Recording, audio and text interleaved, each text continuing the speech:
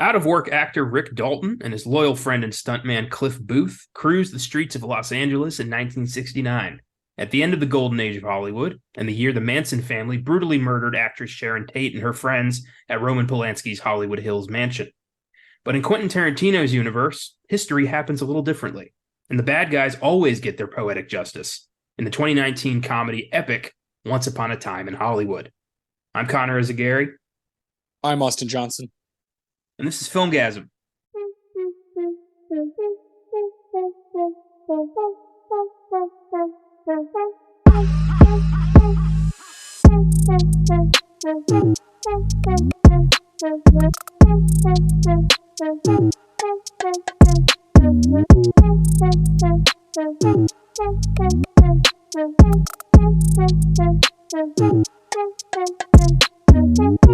Welcome to the Filmgasm podcast. We're continuing our top 10s of the 2010s series with my number 6, the ninth film by Quentin Tarantino and a hilarious ode to 60s Los Angeles, Once Upon a Time in Hollywood.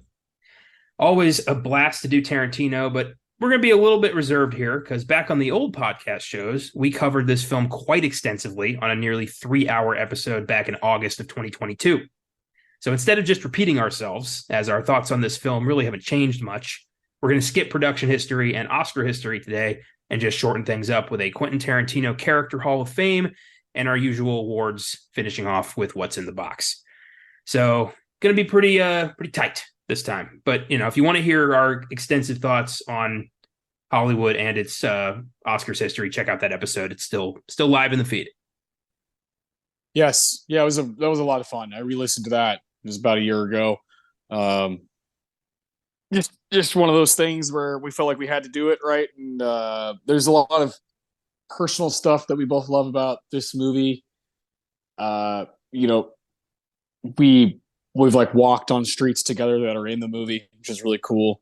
Like on Broxton Avenue, the Fox Westwood Theater, and the Fox Bruin, which is the one that Margot Robbie goes into. Like we watched the movie on that street at the Fox. Really cool. So there's always this thing that we both idolize this movie for so many reasons, but that kind of just LA historical stuff is like right up our alley. So I kind of knew it was going to be on your list, right? And I had a really, really hard time cutting it out. I mean, deep down, this could be like my number one on some days, right? As I was watching it last night, it's just like, man, I have just zero complaints about this movie. I love every second of it. It goes by like nothing, even though it's 2 hours and 40 minutes.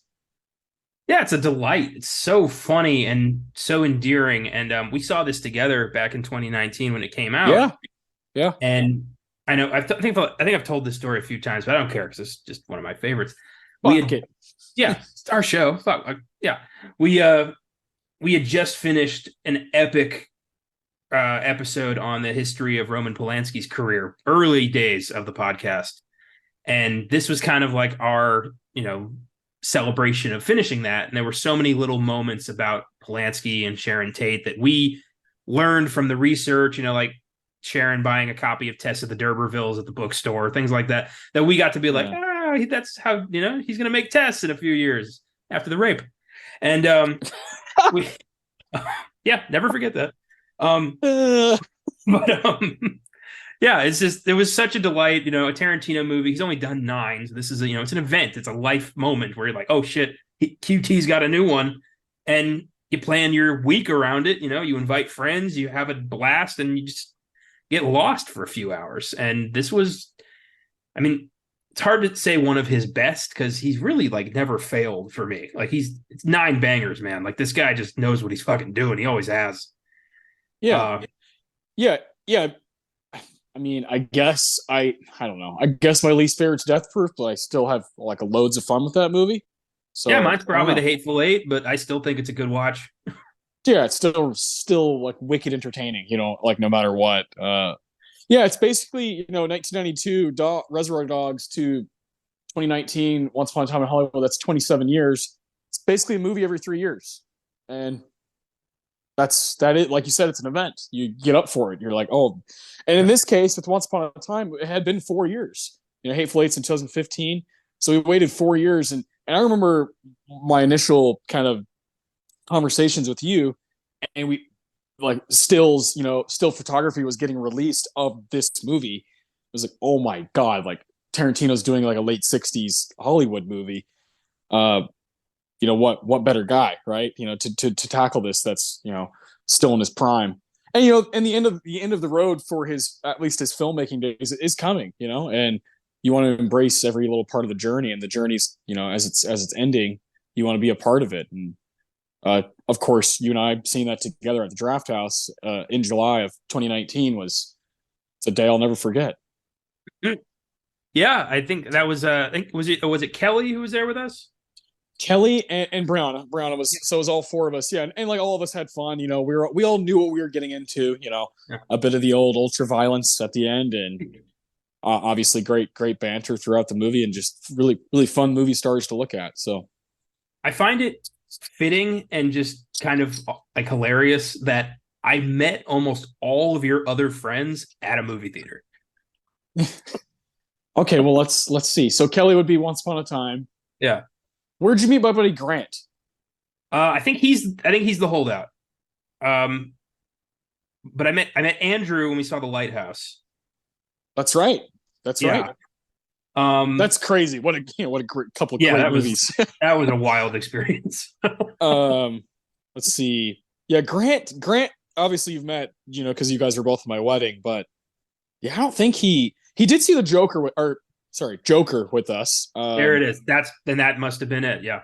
And I guess it's kind of it with people like I've introduced you to, and of course, you've met my brothers through just now they're on the show with us, and yeah, that's funny though. Yeah, Kelly is a very very very choosy with movies, and Tarantino is obviously one of the guys that he cares about and is like, oh, it's worth my time and money to go to the theater. He's not just one of those guys who wants to just go to the theater just for the hell of it. It's more so, I want to make this a treat. I want to get myself a beer, get myself some popcorn, sit back and actually enjoy something. So, and that's what happened that day. I get that. Yeah, I used to be like that until I got the season pass, and now I'm like, if I'm not seeing a movie, I feel like I'm losing money. Yeah, you basically need to see 3 and you're good. Pretty much. I've got like 7 tickets in my like wallet on the app, just waiting for days now. I'm loaded up till September. I guess the next thing I'll see is Mission Impossible, which now that this is out, this episode movie's just about to come out. So I've watched all of the 1 through 6 leading up. I can't wait, man. I'm so stoked for Mission Impossible. I'm hearing nothing but incredible things, which is great. If you're down for this kind of stuff, they're all awesome. They're all fun as shit. He's doing crazy stuff. He's 63 years old or something now. Like, Jesus. Come on, man. Like the guy's a freak. So yeah, I'm eating it up, man. I forgot how much I like these movies. I don't care for 1 through 3, but 4 through 6 fucking rule. Yeah, I love 1 through 3. 3 especially. Good God. 3 is good. The Philip Seymour Hoffman scenes in 3 are great, but yeah, nothing else really pops. 1 and 2, I just couldn't get invested in. I don't know what it was. 2 is like horrible, but I love it. Like it's garbage. It's long hair crew doing a Mission Impossible movie. That movie should rule. It should, and it has a lot of the fire and slow motion, but it just doesn't land. The story is weird. The villain's not great. But I just think it's fun as shit. I'm just biased. I just love them. And the first one, I think the reason I like the first one is because you see a lot of like why he's so tainted, why he doesn't trust anything and anybody is because of fucking Jon Voight, and it's got a great cast. Wish so much that Peter Graves had said yes to that. Because it's the original lead of the show. Like he, what's his name? Jim something. Yeah. I don't remember. But, yeah. But yeah, like it's the original guy from the show is like a turncoat in the movie, and Peter Graves was like, he would never do that. But Jon Voight's like, put another 0 on that check and I'll do it. Yeah, I'm down. Yeah, it's great stuff. And it reminds me at the end of the movie, what's that fucking train movie that he's in from the 80s? God damn it. Runaway Train? Yeah, Runaway Train. Yeah. It's like such a simple title I couldn't remember. With Eric Roberts, right? Yeah, that movie rules. And it's funny seeing Jon Voight on a train and like die in now on that in the 90s on that first Mission Impossible. But yeah. Anyways, I like those movies a lot, and I'm stoked. But point is, I don't go to the theater nearly as much as you these days, and you have that pass. I do not because I am very choosy.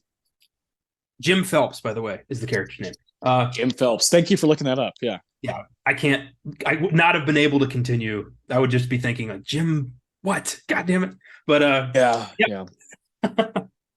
so Quentin Tarantino, I mean, say what you want about the guy. He's a weirdo. He's abrasive. He speaks his mind. You might not be a fan of the guy, but you got to admit the dude is one of the most talented writers who ever worked in the fucking business.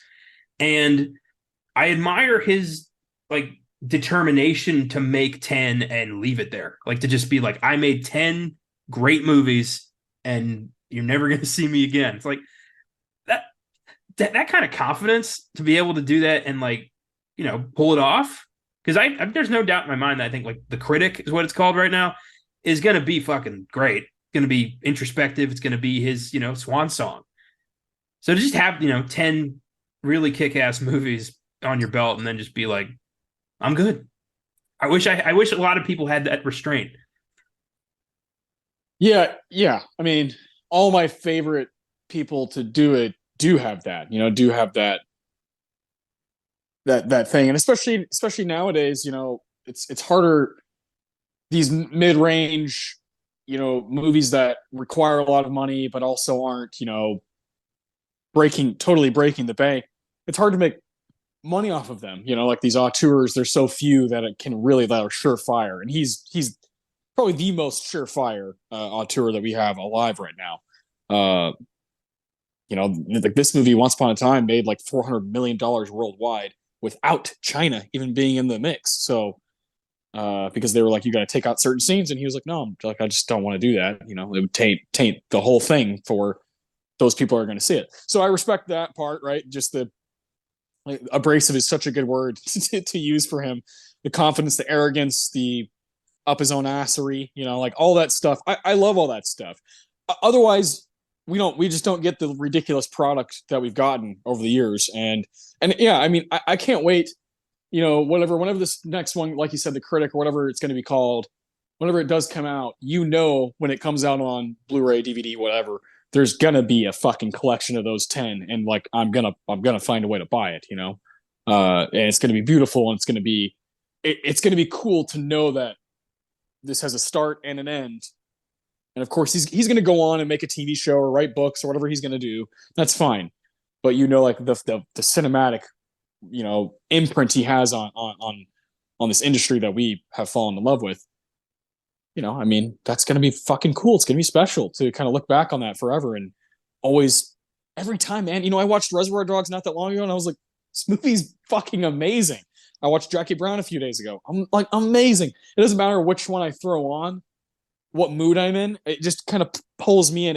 It makes me be in that mood. You know what I mean? It forces you to just like settle in, dig in, and that's where you're at for the next 2.5 hours. It's great. It really is. I've never been really disappointed by any of his work. And in terms of him, like, having an ego and just being this like arrogant kind of dick sometimes, like if I'd produced nothing but incredible, groundbreaking, critically acclaimed, beloved work just nonstop, I think I'd have a bit of an ego too. Yeah, right. We all have like a certain amount of ego, and it can only grow if you're Quentin Tarantino. Yeah, it's true. I'd be disappointed if he was like, this humble, like, oh no, it's everybody contributed. No, like no. Yeah. I can watch a Scorsese movie whenever I want. I want, I did this amazing shit. Violence rules. Fuck you. Okay. Yeah. All right. Sign me up. Right. And then, not to mention, we're talking about the 9, Dogs, Fiction, Jackie Brown, Kill Bill 1 and 2, the whole bloody affair, Death Proof, Bastards, Django, Hateful Eight, Once Upon a Time in Hollywood. We're not even counting, True Romance, right? Like one of my favorite movies ever. We're not counting the ones that he had a hand in. We're counting like written and directed by him. If he doesn't count them as part of his filmography, like his 9, why should we? So no True Romance, no Natural Born Killers, no From Dusk Till Dawn, no Four Rooms, I guess like one scene in Sin City. So there you go. Yeah, all I like all those things. I'm So not like yeah, I'm not crazy about all of them, but I like all of them. I have a good time always. I love Sin City. It's not the best stuff ever, but I have a good time. And yeah, and again, True Romance, like if it counted for this project we're doing, boy oh boy, would it have something to say. But it does not. Does not. Has a different director. yeah. And we all know he wrote From Dusk Till Dawn solely so he could suck on Salma Hayek's toes for a few scenes. I mean, I get it. Can you blame the guy? No, no, you can't. She's like 60 and she still looks incredible. She's one God of the bless hottest her. women on the planet. Like, there's Yeah. no, yeah, absolutely. My God, she's mesmerizing. God bless Salma. Yeah. Hope she's having a great night. Oh, she's according to her Instagram, which I follow, and we all know why. Uh, yeah, she's having a great time.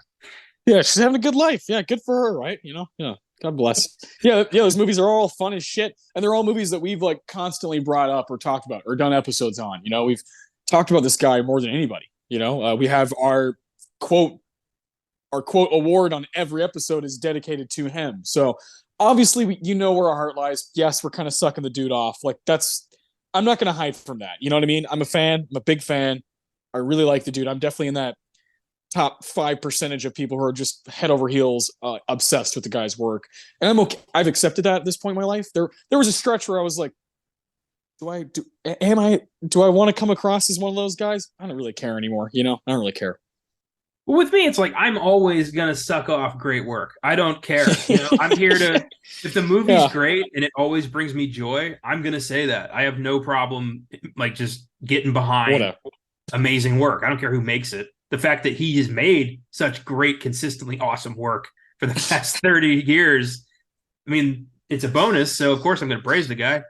Yeah, thank you, Quentin. And I hope we do it justice, right, with this Hall of Fame. Because like you said, his writing is so good, and his characters, man, like his characters are just fucking pop. So doing this Hall of Fame, we've done stuff like this before. We did like a Harry Potter character Hall of Fame. We did a Pixar character Hall of Fame. I've never been more excited for something like this than a Tarantino character Hall of Fame. I agree. But first, I do have a question for you regarding this Let's movie. let's hear it. Yeah, I'm in. So this movie takes place in 1969 Los Angeles, at the end of what some would call the golden age of Hollywood. In some Yeah. ways, the golden age ended with the blood of Sharon Tate, which is fucked up, but everyone kind of thought, things changed when that happened. Um, and I'm curious what you think it is about this time and place that is so damn enticing. Like, there's something so charming and exciting and sexy about this particular snapshot of American history. And I just wondered, like, what do you think it is? Oh man, that is a good one. That is a good. That's obviously why we go back to this movie, right? Like over and over is yes, Leo's great, Brad Pitt's great, Margot Robbie's great, lot of great dialogue. Of course, the old like classic Tarantino violence at the end, but I think the reason we go back to it is because of the atmosphere that it provides. Or you're in it, and a lot of movies will try. They'll try their hardest. They'll do what they can, but no one has gone to the lengths that Tarantino went to create a practical 1969 Hollywood using old, promo stuff, old billboards, this and that, with very limited CGI shots. So just the lengths he went to is why I respect this movie and going to this specific time so much. But to really answer your question, this is my favorite time. Of course, like going into the 70s for movies anyway. Getting rid of the Hays Code, start experimenting with stuff more. Horror gets more interesting. Action gets more interesting. You can put more kind of like you said, like more sex appeal in movies, and people stopped hiding from stuff because of those rules that were taken away. That Hays Code really fucked a lot of shit up here in America as far as movie making goes for decades. Yeah. And for it to go away and for them to act, these filmmakers to act so fast, to make so many good movies so fast in 67, 68, 69, 70, and then through the 70s is the golden decade for kind of American independent cinema. And I'm all about that. I have a hard time wrapping my head around exactly why all of it is, but I know like the popular music at that time, I love. Popular music nowadays, I don't really care for. Like what was cool, what was in style, I liked a lot more than I do now. And just like the lingo and like what was said, I like a lot more than now. I'm not really sure if that's kind of a grass is greener thing, or Yeah. or what it is, or because I wasn't alive during that time, where you're just kind of fascinated with, oh, like 50 years ago, this is the way people moved, this is the way people talked. I don't really know. I can't pinpoint it, so I can't 100% answer your question with confidence, but I know it's somewhere in me. You know what I'm saying? Yeah, yeah, I get you get the vibe. It's hard to pin down why, but you understand the vibe. Um, for me, you touched on, more freedom in film and people being able to express themselves more freely on the screen. There's For me, it's the complete changing of the guard in terms of directors specifically. Because you had for the first half of the 20th century, you had filmmakers like Frank Capra, William Wyler, Howard Hawks, these guys who were experts at what they did, but there was this sense of like they weren't having fun with it. It was like they did it because it was a business, it was work, and they were good at their job, but there wasn't a lot of passion in like the actual work. Then you look on this side of the thing when the Hays Code, or as I call it, cinematic castration, finally gets Yeah. abolished, and you've got people finally able to express themselves the way they want. You get people like Hal Ashby and Martin Scorsese and Milos Forman, who are just huge film buffs already, who get to make shit their own and do stuff they've only dreamed of. They've watched movies their whole lives and thought, oh, if only they could do this, if only they could go that far. And now they have the reins and they can do whatever they want. And the films reflect a complete cinematic freedom that has never existed in this country before. So in terms of film and filmmaking, the 60s through really like the late 70s, early 80s are some of the most bizarre, experimental, what the hell is this? I've never seen this before kind of movies. I mean, like Wes Craven, for example, if he made The Last House on the Left in like the mid 60s, he would be in prison. Yeah. Yeah. Yeah. But 1972 was the perfect time for a movie that's anti-Vietnam, anti-war in the most grisly fucking possible way.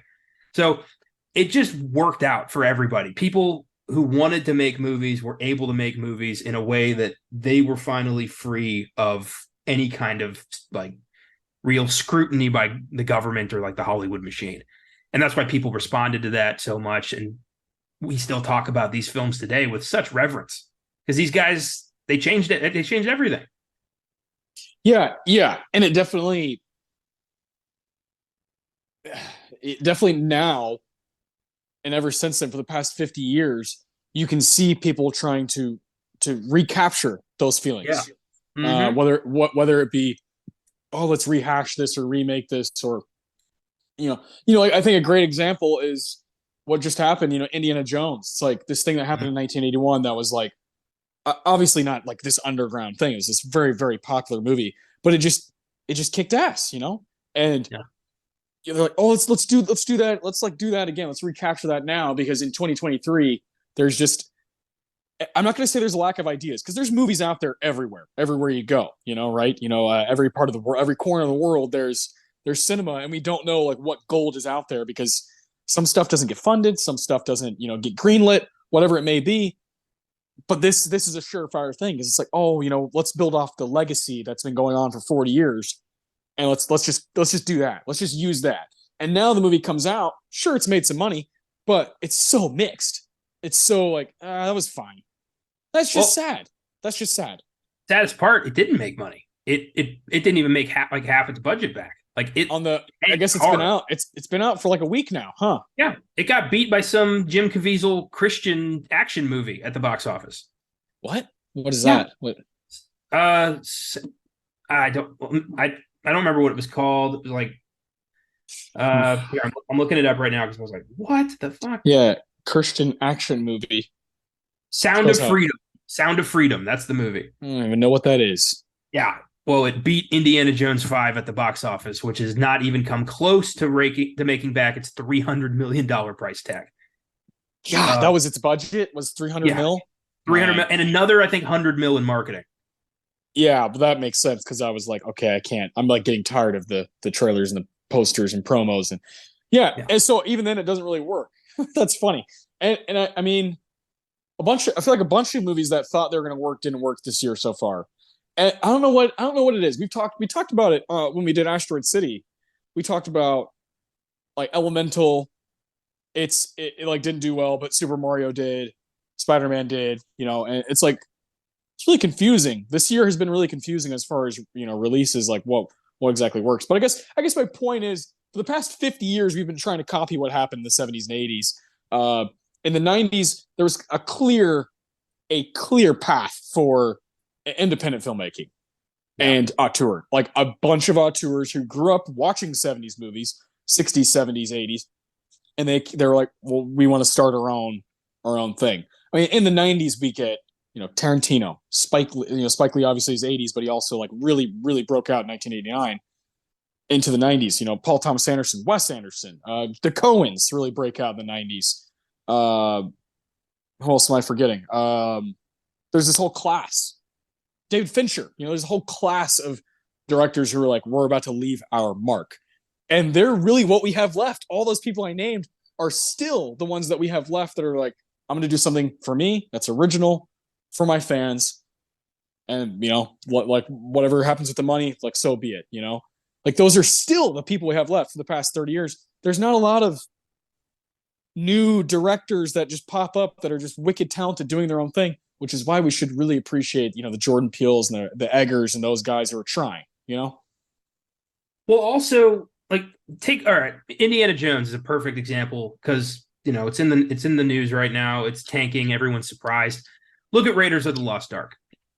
That movie came around because Steven Spielberg and George Lucas grew up watching films like King Solomon's Mines and stuff that, adventure serials and stuff that inspired them to want to make something creative in the same vein.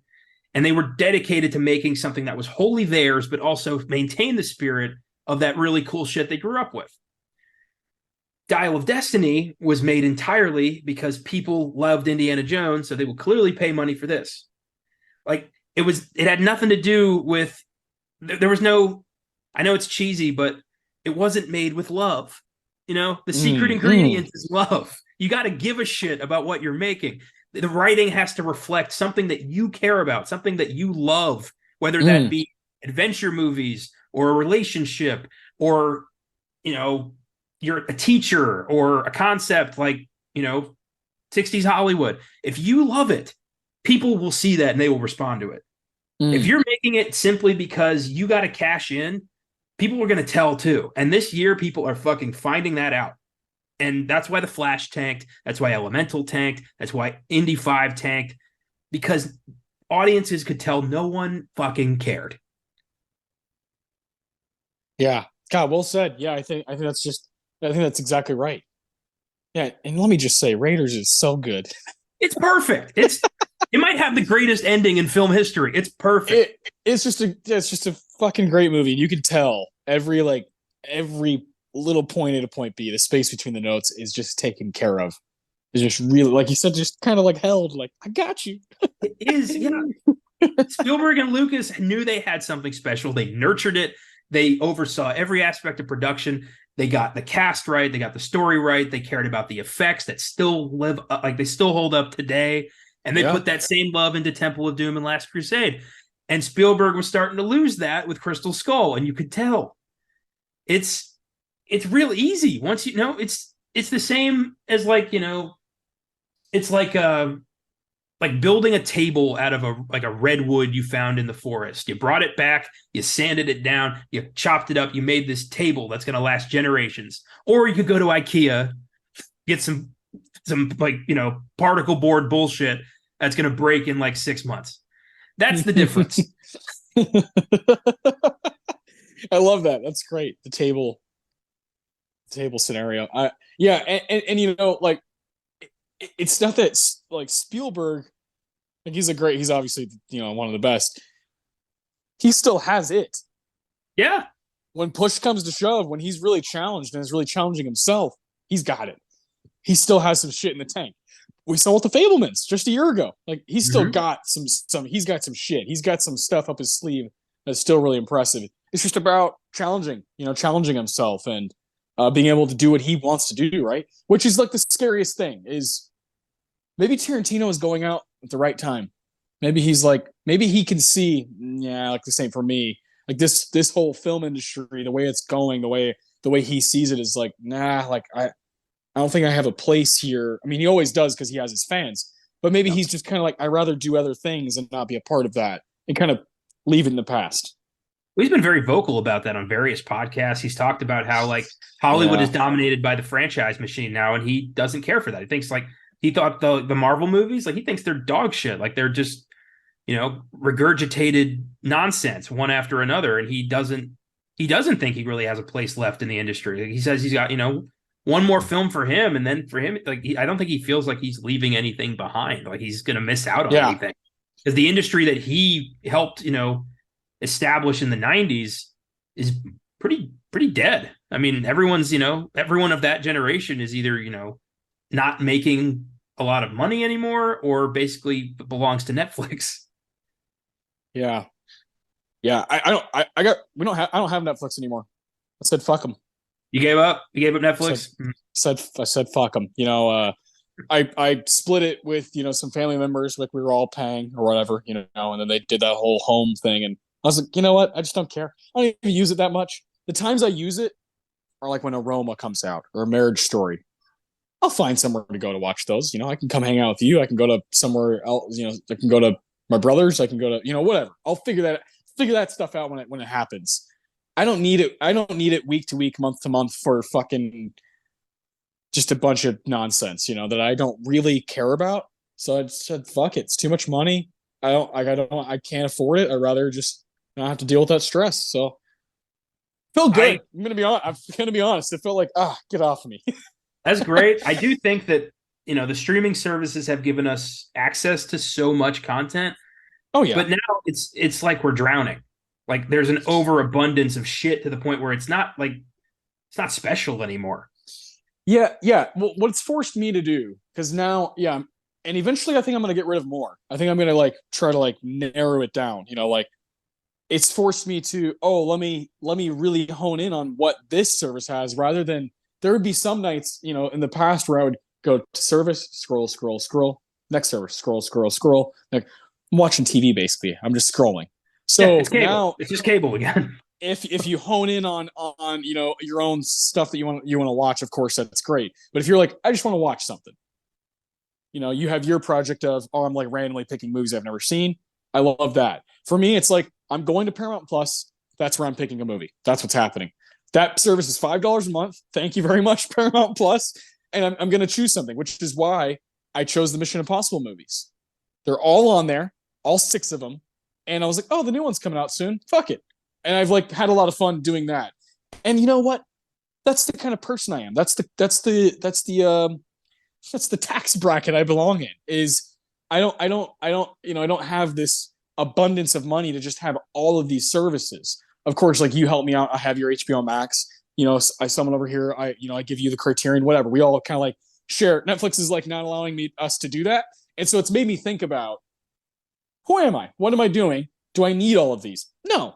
To be honest with you, I feel like I get on Hulu for The Bear. That's about it. I don't ever watch movies on Hulu just because there's all this other stuff. There's only so much time, but God, The Bear is so good.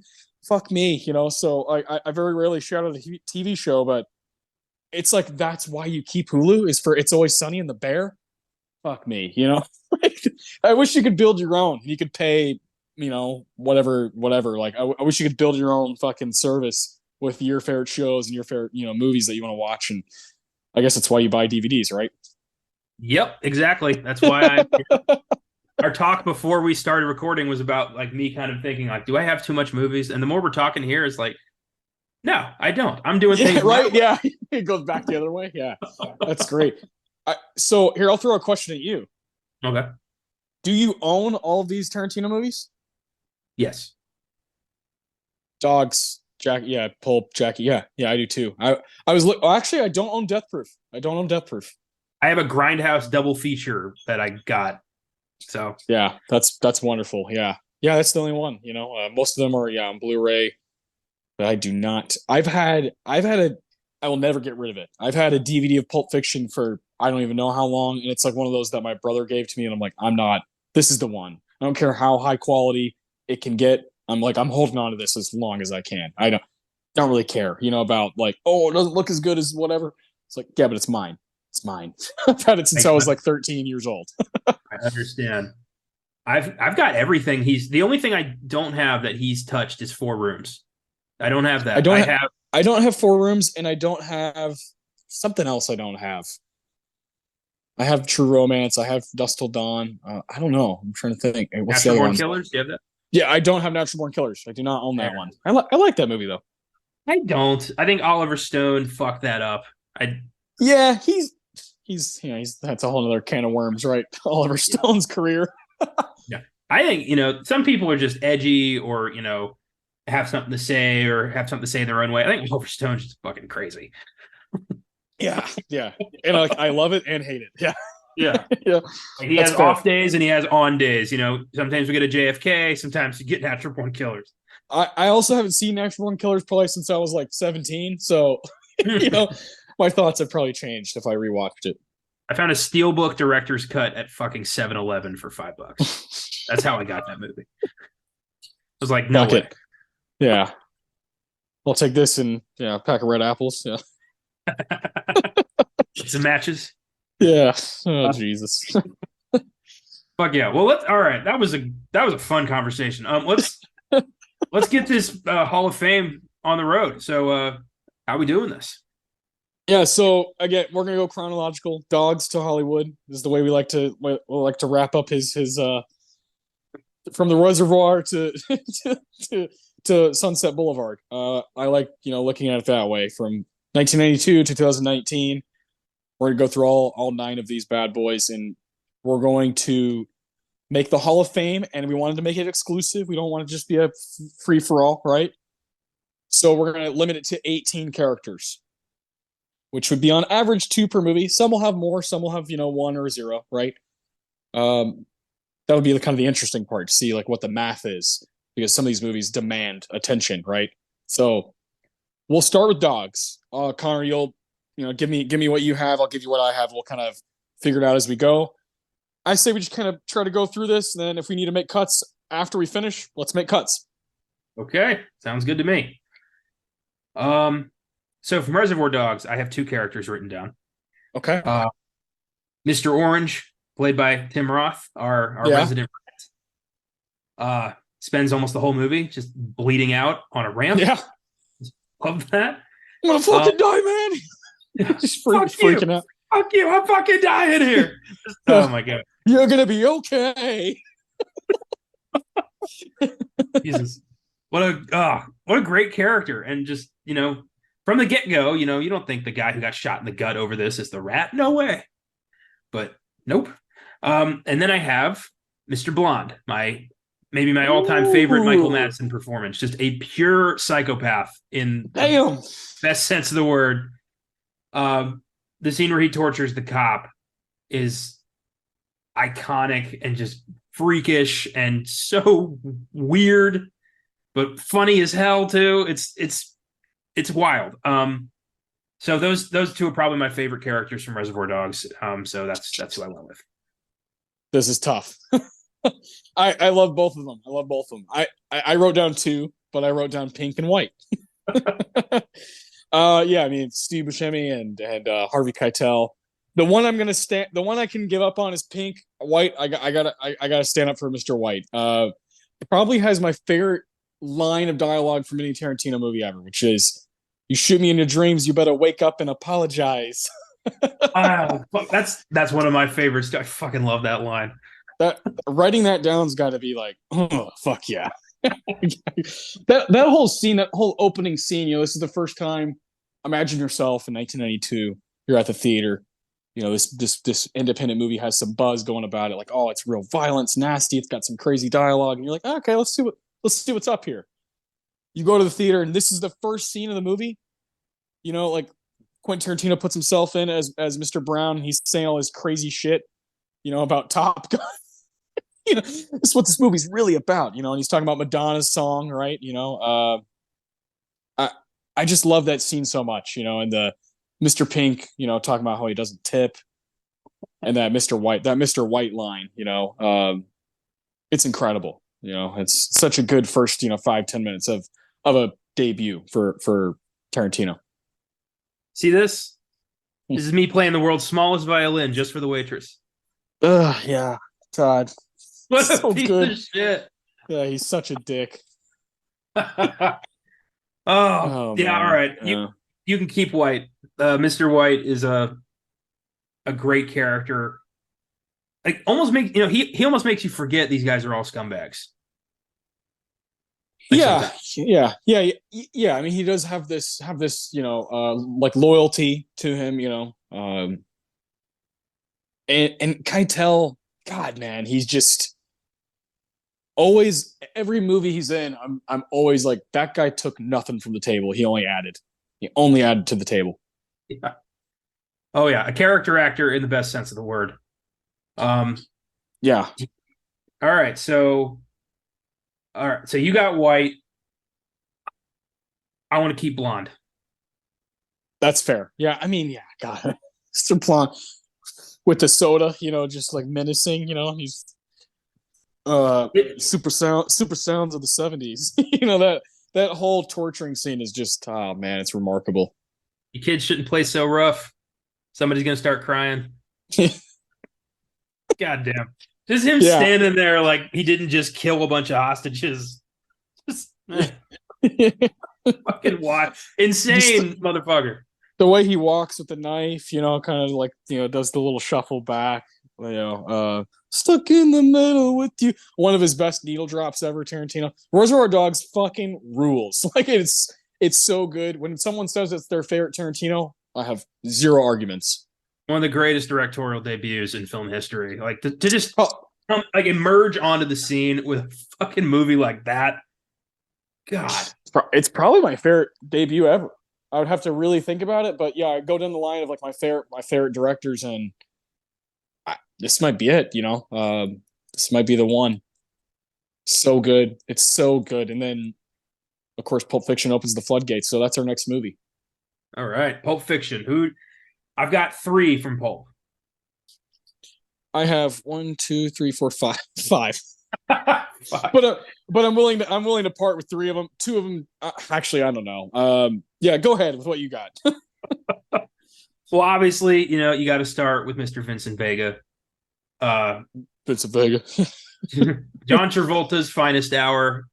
Grease can go fuck itself. This is the movie he's going to be remembered for. And it's such I love that it wasn't like I think what Tarantino like tried to contact James Woods, but Woods' people wouldn't even look at the script. Yeah, Thank great. God. I love this guy, this heroin addict who just got back from Amsterdam after 3 years, and just getting work for the mob, and goes through this crazy situation with Mia and the overdose, and gets blown away in the fucking bathroom. It's such a great character and just a great story for this guy who we should fucking hate, but there's something relatable about him. Like, I don't know if it's him like in the bathroom just being like, don't fuck the boss's wife. This is not a good, don't do that. Like talking to him, trying to convince himself like loyalty is important. Finish your drink, go home. Yeah, that whole scene with Lance is like, I mean, it's just lights out. Just wrong number. It's beautiful. Vega 100%. He's one of the first names I think of when I think of Tarantino. To me, kind of the shiniest star in Pulp Fiction. Just everything he does, every decision that's made, from costume to dialogue, he is lights out in that movie. And there is, like you said, there's kind of like a bumbling nature about him, kind of like a fool. This is a guy who does heroin recreationally. That scene is great. He's like, that's real powerful. It's $500. And he was just like, Jack, fuck it, give it to me. And we watch him. That whole scene, like the shooting up scene, is so good. And he goes into the to the Wallace's house, and was the son of a preacher, man. Like all those like little bits of like when we're with Vega are so good. I love the scene where he buys the heroin because it's like it feels like he's like a car salesman kind of thing. Like Lance is the whole like Coke is fucking dead as dead. Heroin's coming back in a big way. Yeah. Yeah. Yeah. Recreationally, just like, this is what we do, just get high. It's like, that's not, to me, like, so for so many people, getting high is like smoking a joint. For them, it's like, no. Like, let's shoot some heroin, just a Friday night. Let's shoot some heroin. I'm not going to do it for the next 2 weeks. Swear. Mind if I shoot up here? Hey, mi casa es su casa. Just got a buddy over here just shooting up some fucking heroin. Yeah. And then he just fucking drives, and he's like he can handle this shit. Clearly, like it's I don't know anyone who could drive after shooting up some fucking heroin like that.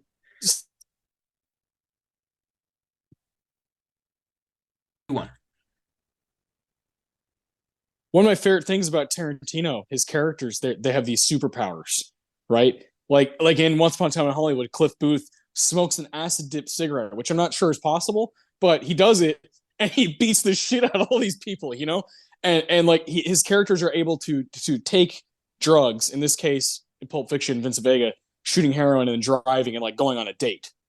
It's great. It's really mind blowing, and of course most people. Every person really probably couldn't do that, right? But there's something about him that his characters are so they're so lived in, and they have so much edge to them. You just kind of go with it. You're like, fuck it. You mentioned lived in. That's my favorite thing about his world. There's never any like origin stories apart from like Kill Bill, I guess. But we're just dropped in the middle of this crazy ass world that's gonna happen with or without us. And I do love those kinds of stories. And with Tarantino, you just kind of have to pick it up. Like he's not going to spoon feed you anything. Like you're either in or you're out, and you just have to pick it up as you go along, or that's it. So yeah, Pulp Fiction, I love that. Like we don't see Vincent in Amsterdam. We just find out like, oh, you just got back, and what what they call a quarter pounder with cheese. Like that whole thing is just great. Yeah. That's exactly right. Pulp Fiction does such a good job of building a world without holding your hand. So Vega, we both have for sure. Who's your second? Well, to do that, I have to ask you a question. English, motherfucker, do you speak it? It's Jules. Yeah. Of course it's Jules. Yeah. Come on. Yeah, Jules is great. Jules is in. Yeah. Samuel Jackson's finest hour? Maybe. I'll have something to say here in a minute. I had a feeling you were gonna. Yeah, I was thinking like, wait a minute. Now he might think differently. Yeah, they have such fantastic chemistry. You feel this like life, not lifelong friendship, but like probably like over a decade of working together. Just getting to know somebody. Yeah, right. A great director usually has his guy, right, or one or people, guys. Mm-hmm. It's so cool that Tarantino's is Samuel L. Jackson. That's the guy that he's like, oh man, I have all these ideas for him. He can pull off all these characters, from Jules all the way to, Odell Roby, who's not anything like, they're nothing alike. 3 years apart, these movies, from costume to the way they talk, the way they operate, is nothing alike. Jules has like this heart about him, and this kind of like, I want to get out of this. This is not right. I'm not built for this anymore. Ordell is like the biggest piece of shit Tarantino's ever put to the screen. So one of them. I'll have something to say about that. Yeah, in 2012, I'd say, there's a guy who takes the cake by a mile. The Nazi or the slave owner? I wonder. That's a coin toss. But I think I go. In this case, I think I go with the slave owner. I think he's the most evil person he's ever written. But anyways, so Pulp Fiction, definitely Vega and Jules. I also have written down Mia and Marcellus Wallace. I love them both. And Butcher, I'm very willing to part with. But Marcellus, very underrated supporting actor, character in Tarantino's filmography. if you think about all the scenes that Marcellus is in, all the little like bits of dialogue, they're all money. They're all like perfect. Like Ving Rhames just knocks it out of the park. Like this motherfucker, when Butch runs him over the car, that whole bit, the dialogue he has after he gets raped is like unbelievable. It's some of the coolest, like coldest shit of all time. I'm gonna get a medieval on your ass. Do you hear me, hillbilly boy? All that stuff is like only Ving Rhames could just fucking like muster up all of that, just like masculinity and that energy to just boom, like you feel a force when he's on the screen. So I don't think he quite makes the Hall of Fame, but I had to shout him out. I think Ving Rhames is perfect in Pulp Fiction. He's great. I love this, this gangster guy that everyone fears, and then to just completely take away like his masculinity in such a visceral, grisly scene, but then have him immediately regain it with a fucking shotgun. I mean, it's who else but Tarantino could write a character arc like that? I mean, what the fuck? I don't know. I mean, just the way he's introduced, Vincent Vega, and his whole talk with Butch, right? Like from the shot of the back of his head with the Band-Aid, like it's just he's just perfect. Like Tarantino is so good at finding, we've talked about this with it's like all these auteurs, whether it be, Wes or PTA or Tarantino, Spike Lee, they're all so good at writing for actors and kind of figuring out exactly like what pockets they can fit in. And obviously Tarantino is wicked good at it. And it's really cool, Mia, Marcellus's wife, Mia Wallace, this is kind of, this is his kind of his muse, right? Uma Thurman, obviously he does Kill Bill a few years later. She's incredible in this movie. She's the kind of coked up, drug dealer's wife who also likes to dabble in all this stuff. She's incredible.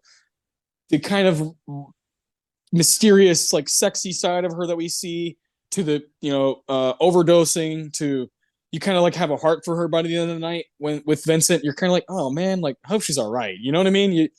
I don't know what it is. She's just great. Like that whole stretch of the movie, she's just lights out. One of Tarantino's greatest strengths is making you sympathize for terrible people. Yeah, for people that you just shouldn't really even care about. So for sure, Vega and Jules, Vincent and Vega and Winfield, and then I think Marcellus should be on the back burner, and maybe Mia. I had Butch written down. Yeah, Bruce Willis is just like funny. This movie, his whole story, like the fucking watch, bedside table on the kangaroo, just this like crazy obsession with this watch. Yeah, and I mean, he's such a piece of shit, but I just love that Bruce Willis was down for this, and he does such a great job.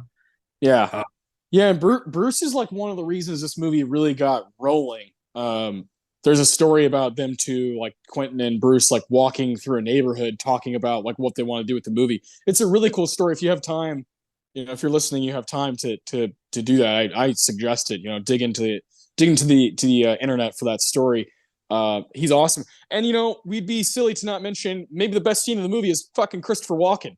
Like he's just perfect. And this is kind of a if you like that, then go back and watch True Romance, because he is maybe the best scene of dialogue that Tarantino's ever written. Maybe. What do you think? I'm the Antichrist, and you got me in a vendetta kind of mood. Yeah. Holy fuck, is that a great, scary ass thing to say to somebody? And not just to somebody, to Dennis fucking Hopper. and in the background, James Gandolfini, Tony Soprano's like, boss, you're gonna like this. That movie rules. It's so good. I was so grateful I got to see it at Tarantino's theater, and it was just like, just freaking out, just because I love every second of that movie. It's so over the top and so ridiculous, but you can feel Tarantino's like really coming to his own as a writer. And the walk-in scene, I love when he's just like looking at him. I love this guy. This guy's funny when he's doing the whole, like eggplant. It's bad. Yeah. Oh, man. One of my favorite lines is when he's like, your son, fuckhead that he is, left his driver's license in a dead man's hand. Yeah, fuckhead. Oh, my God. Like spits the gum out at him, like, It's brilliant. Again, True Romance would have had a say in this, but so we're sticking with Vega and Jules, and you want to come back around if we need to. Yeah, I think so because I don't want to I don't want to make any commitments here, but there are options for sure.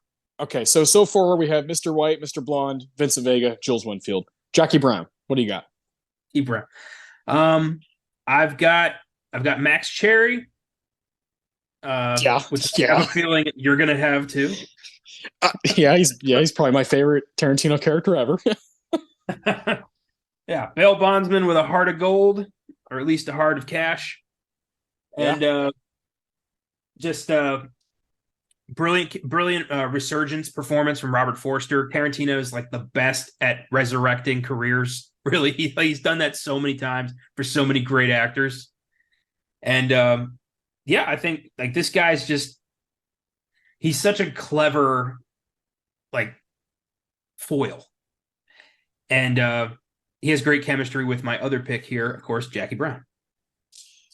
Yeah, you said a heart for cash. I mean, he's got a heart for Pam Grier, and don't we all? You know, yeah. Pam Grier is amazing in this movie, and it's so cool because in the book the character's name is Jackie Burke, and he changes to Jackie Brown as a shout out, obviously, to Foxy Brown, a character that Pam Grier played in the '70s. Pam Grier, yeah, he changed a good amount of stuff from the book, but Rum Punch, which is why it's cool. It's got Tarantino. The book is based in Florida, and he's like, no. We're gonna go to like Compton, Torrance, Inglewood, South Central Los Angeles for this movie, and they do, and it's fantastic. See, I wrote down, of course, Jackie Brown. She's just incredible in this movie. Max Cherry, he is like my favorite Tarantino character because he's so opposite of what we're used to. So when a director can, and I think that's a lot of Tarantino fans. I think the ones that are obsessed with like the ultra violence and the nastiness, they're kind of like Jackie Brown and Once Upon a Time in Hollywood. Like those are like my least favorite because it doesn't have that just slasher, nasty blood all over the place. Well, but you can't always just do that. You got to show other stuff in your hand. And I think Jackie Brown shows a tremendous amount of skill from Tarantino as a writer and a director, and so is Once Upon a Time in Hollywood. And we still get focused scenes of violence in those movies because that's like part of his signature.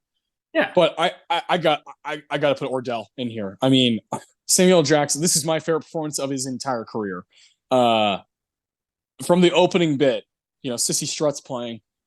Here we go. AK-47, the best there is, when you absolutely positively got to kill every motherfucker in the room except no substitutes. God, only Samuel L. can say that and sound awesome. Like the rest of us just sound like idiots. He's great. Ordell, his banter with Jackie is amazing. His banter with Max Cherry is even better. I'm obsessed with those three. And you know what? Fucking Robert De Niro. Is there a more subdued De Niro performance ever? I don't think so. This is the most high, head in the clouds, just smoking pot the whole movie De Niro has ever gotten. And then at the end, he fucking, he fucking shoots. He shoots one of the Fondas. He shoots at the time the young Fonda, and she dies or whatever. And he's on the phone with Ordell. He's like, yeah, I shot her. He's like, what do you mean you shot her? He's like, well, I shot her. And like shot her. He's like, yeah, she wouldn't stop talking, and it was annoying me. So he's just so subdued. And then of course, moments later, he gets shot himself by Ordell. So great stuff. I love this movie to death, man. It's my favorite Tarantino movie.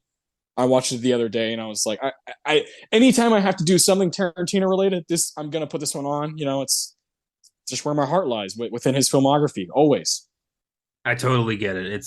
It took me a few watches to fully appreciate Jackie Brown. The first time I watched it, I didn't dig it as much as his other stuff, but the more I watch it, the more I understand the character study, and the more I appreciate the performances, and Michael Keaton just as this ATF agent who doesn't understand what the fuck's happening.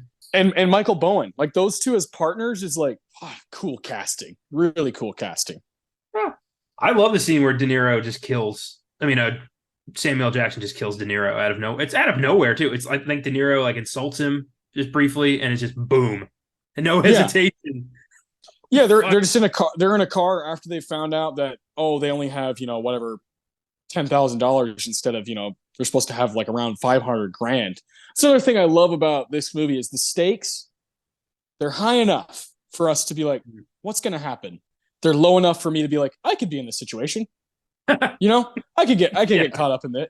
It's not millions and millions of dollars, but it's enough to like really care about and really risk things for. And that's what they all do. They're all risking a lot.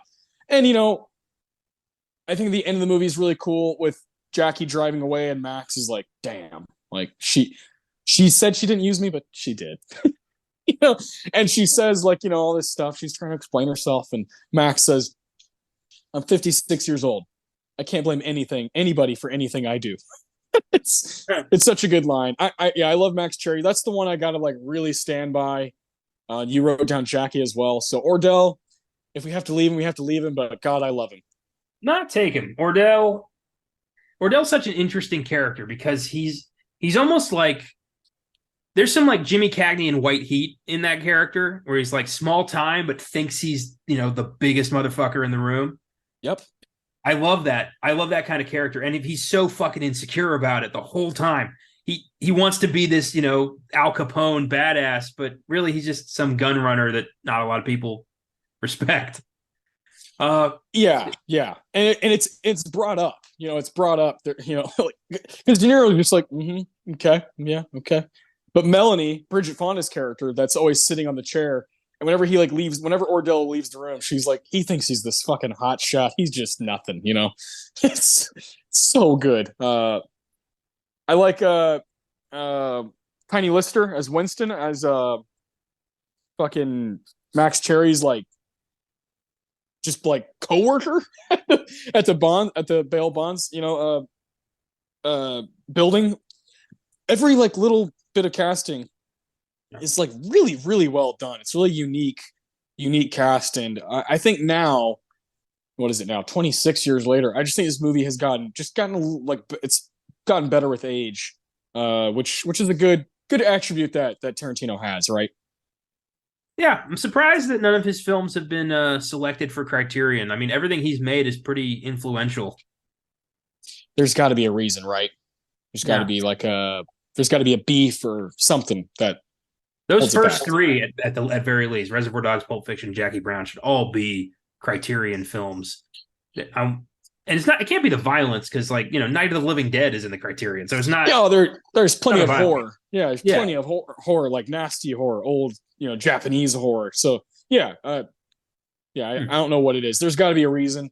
There's always there's something. If Armageddon's in it, why is Jackie Brown not? Why is Boogie Nights not? Yeah, interesting.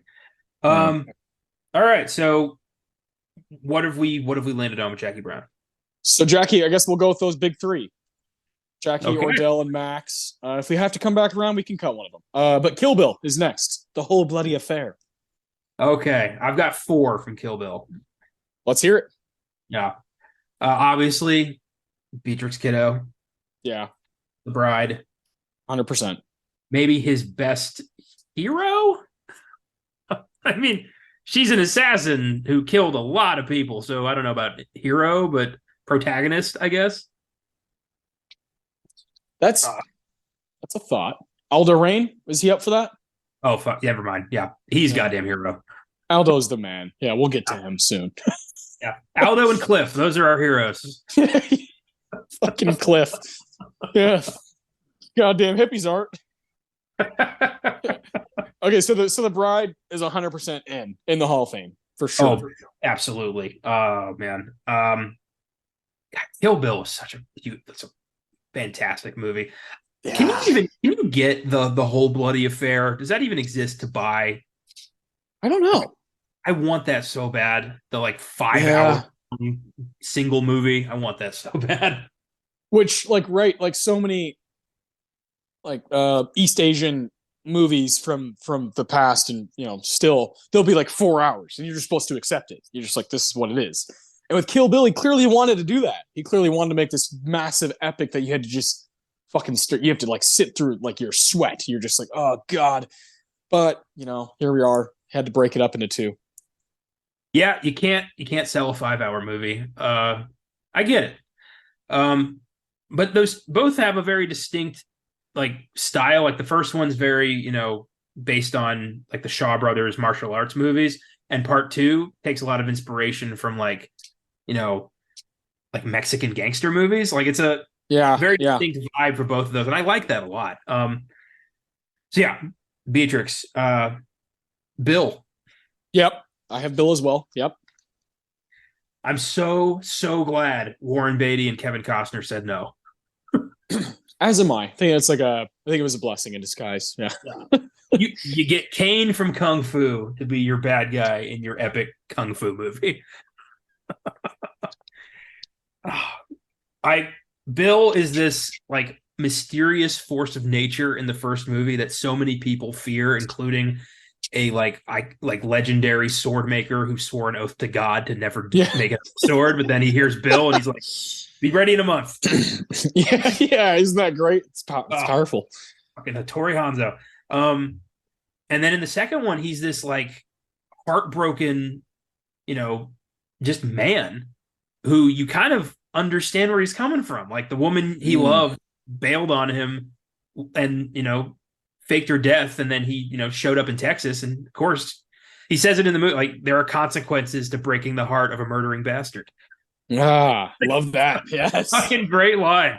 Yes. So yeah, Bill, without a doubt. Wonderful. Two more? I have two more, yes. I'm curious because I have one more. So who else do you have? O-Ren Ishii. That's to me that after the bride, that's where my mind went. Great character. God, the boss of the fucking Yakuza, played by Lucy Liu. Beautiful. And her introduction is like, decapitation and a very not empty threat to the rest of the people. I love that scene so much. Lucy Liu is like, it's one of the most unique castings of Tarantino's entire filmography. One of the most kind of like, what? And then you see it unfold and you're like, I see what he saw here. She is fucking sick. Sick in Kill Bill. Yeah, one of the most unique characters that he's had.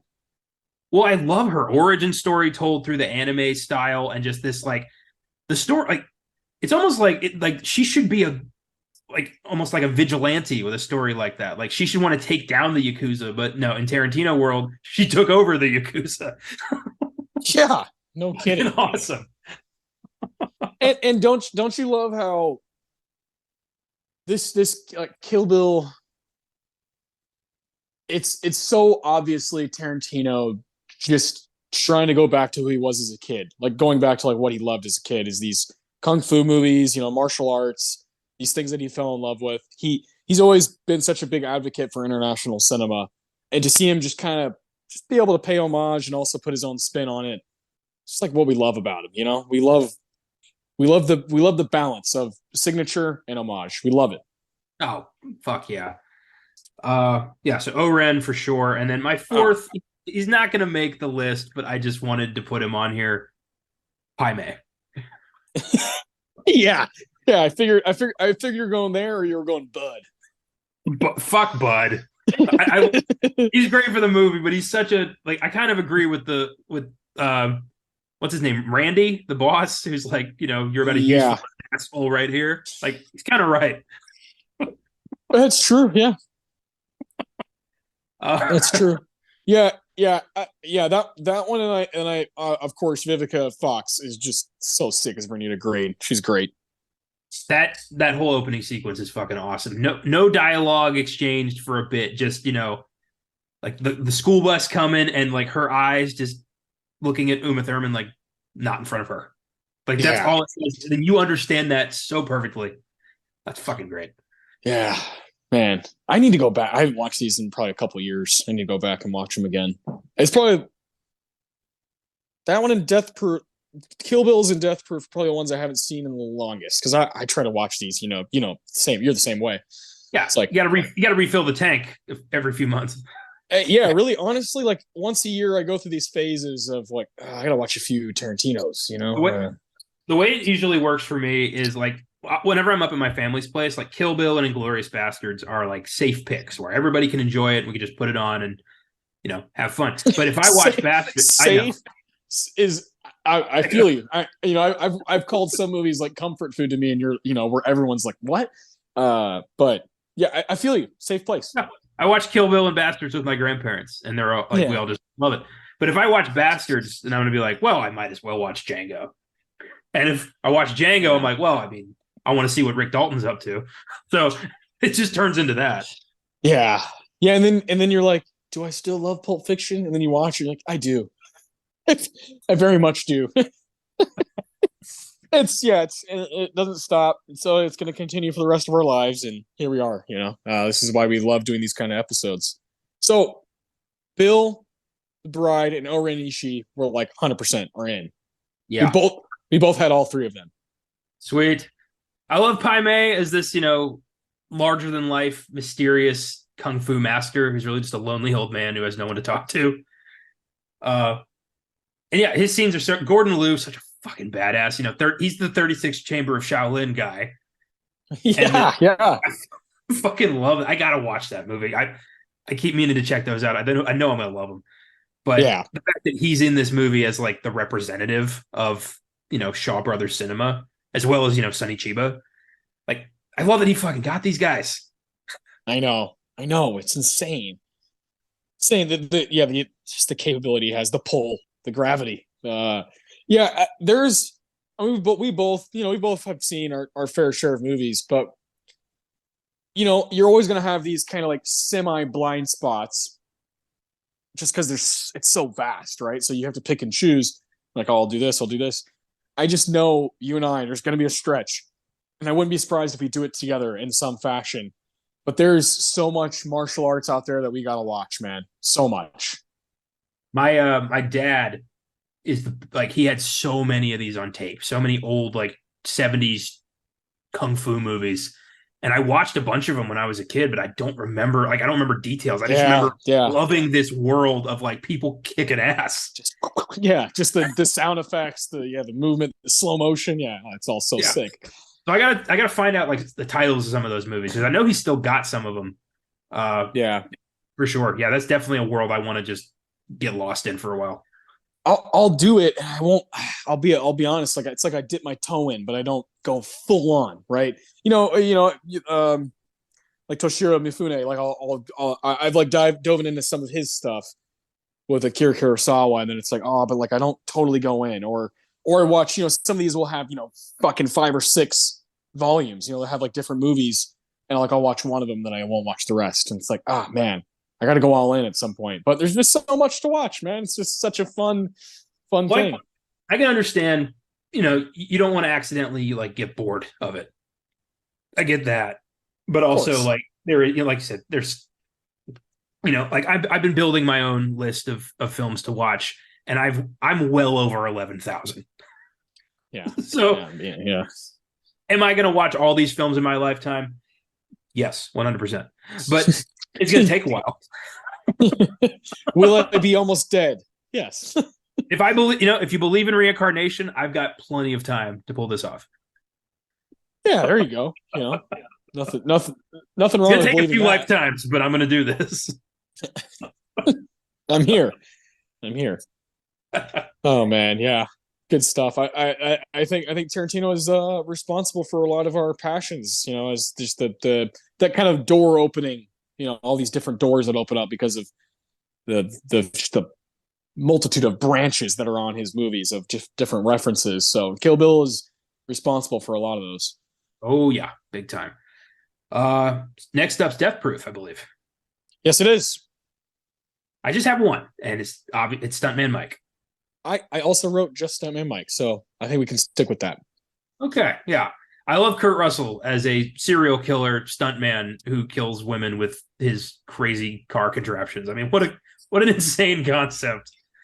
And Kurt just pulls it off, man. He plays slimy, but also like charming and like, weirdly like hot to women with like a thing for like stepdads or something. Like you could fuck Kurt Russell and like make it turn it into a story. Like it wouldn't be the worst night of your life. You might not look back on it fondly, but it's you tell people. Oh man, that's gold. That's golden. Did not think. I did not think that run of sentences would happen tonight on the Once Upon a Time episode, but Stuntman Kurt, Mike is fucking seductive, man. I mean, I get it. yeah, Kurt Russell, dude, it's a good looking dude, good looking motherfucker, especially like 1982, The Thing. Kurt Russell, come on, come on. I'm more of a Snake Plissken guy myself. Like, if I'm gonna pick Kurt Russell, like at his like hottest, that eye Escape. patch does something, man. Yeah, Escape. Yeah, but you could even flash forward, like this, 2000s, 2006 Miracle as the coach. I think Herb Brooks. Come on, man, it's a handsome like older guy. He's got like he's got that like coif. What do you call that? Like just kind of the side comb over, but he's definitely old and he's definitely a dad, and he's a hockey coach. And he does that. He has a speech in Miracle where he's like, creativity, flow. This is what makes hockey, the most special sport. And you're just mesmerized. Like, yeah, let that guy do whatever he wants. Kurt Russell, shout out to him. I love the admiration Tarantino has for him. Right? There's like a clear. I watched these movies in the early '80s. I love this guy. He's amazing. I'm gonna put him in a few of my movies. Of course, in Hateful Eight, he plays a big character. And his character in Once Upon a Time in Hollywood is fucking hilarious. I think his name's Randy in the movie. He, of course, plays alongside Zoe Bell. And it's just great stuff. Like, great kind of shout out to, hey, I want to give back to the guys that helped me, be inspired. Yeah. I mean, Jack Burton's tank top from Big Trouble in Little China is hanging over the bar in Death Proof. Like, just there you go. Isn't that great? Kurt Russell's the man. So yeah, Stuntman Mike is in. Yeah, and that's it from Death Proof. I think that feels right. Feels right.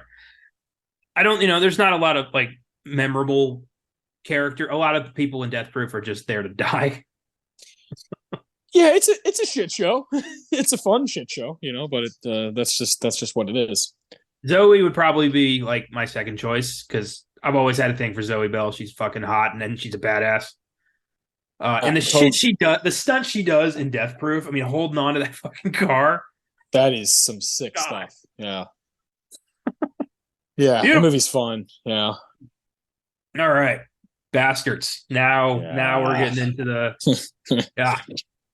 There's an argument for Bastards being his masterpiece, and Tarantino clearly thinks so as well. I think it probably is. So far we have 1, 2, 3, 4, 5, 6, 7, 8, 9, 10, 11. 11 of 18 already. And we have 4 movies left. I think we can pull this up. 7 spots left. 4 movies. Bastards. Obviously, we got the top 2 dogs. We gotta have Hans Landa and we gotta have Aldo Rain. Obviously. Those are the 2 I wrote down. Is there anybody else that deserves a shout? I mean, Shoshana has a very compelling story. Melanie Laurent's fucking amazing. I think we should throw her a spot here. I'm cool with that. She's like a back burner. Yeah. If we have to cut her, it's okay. But for now, she's in. I love August Deal as Hellstrom, the SS major. I mean, what a sadistic fucking character. Dare I say Eli Roth's finest hour? Fuck a duck. Yeah, he went Giotto on that one. Jesus. The Bear Jew. Yeah, just like, man, what a crazy character. Michael Fassbender is awesome in this movie. Archie Hickox. Yeah, man. The guy who should have read up on German 3. Yeah. It's so clearly a showcase for the chess match between Landa and Aldo. It's Brad Pitt, Christoph Waltz, 2 guys at the peak of their powers. One could make the argument that this is Walt's best performance ever and Brad Pitt's best performance ever. Tarantino, I remember, once said that Landa is the best character he ever wrote, and I think he's right. I mean, that character is so complex and so evil and such an opportunist, a guy who manipulates World War II to his benefit. I mean, wow. You don't get much more bad guy than that. And from the second he's on screen, he's just this mesmerizing, powerful monster who has every situation well in his control from the start until, Aldo flips that on him and it's great. But yeah, Lando. He's a monster. He's a Nazi, but I fucking love the guy. Yeah, and let's see. Let me run through all the movies real quick in my brain. Yeah, this is the best opening he's ever had in a movie. It is, yeah. That might be the best scene. Au revoir, Shoshana. It's the shit. It's such a diabolical just nightmare, it's like such a good opening bit, and it's one of those where I'm like, I don't want to turn Bastards on, because if I watch the first 10 minutes, I'm like, well, fuck me, here we go, I'm in. Yep. I have to keep going. This movie rules. If we did, this is all in the heart of our top 10 2010s list. Something tells me Bastards would be pretty high on a 2000s list. Oh, dude, it might with the no franchises rule we established. Bastards might take the number one spot for me. Yeah, I'm trying to think for you, like what else would even rival it? Because you like it better than There Will Be Blood. Yeah. Zodiac. Yeah. What other?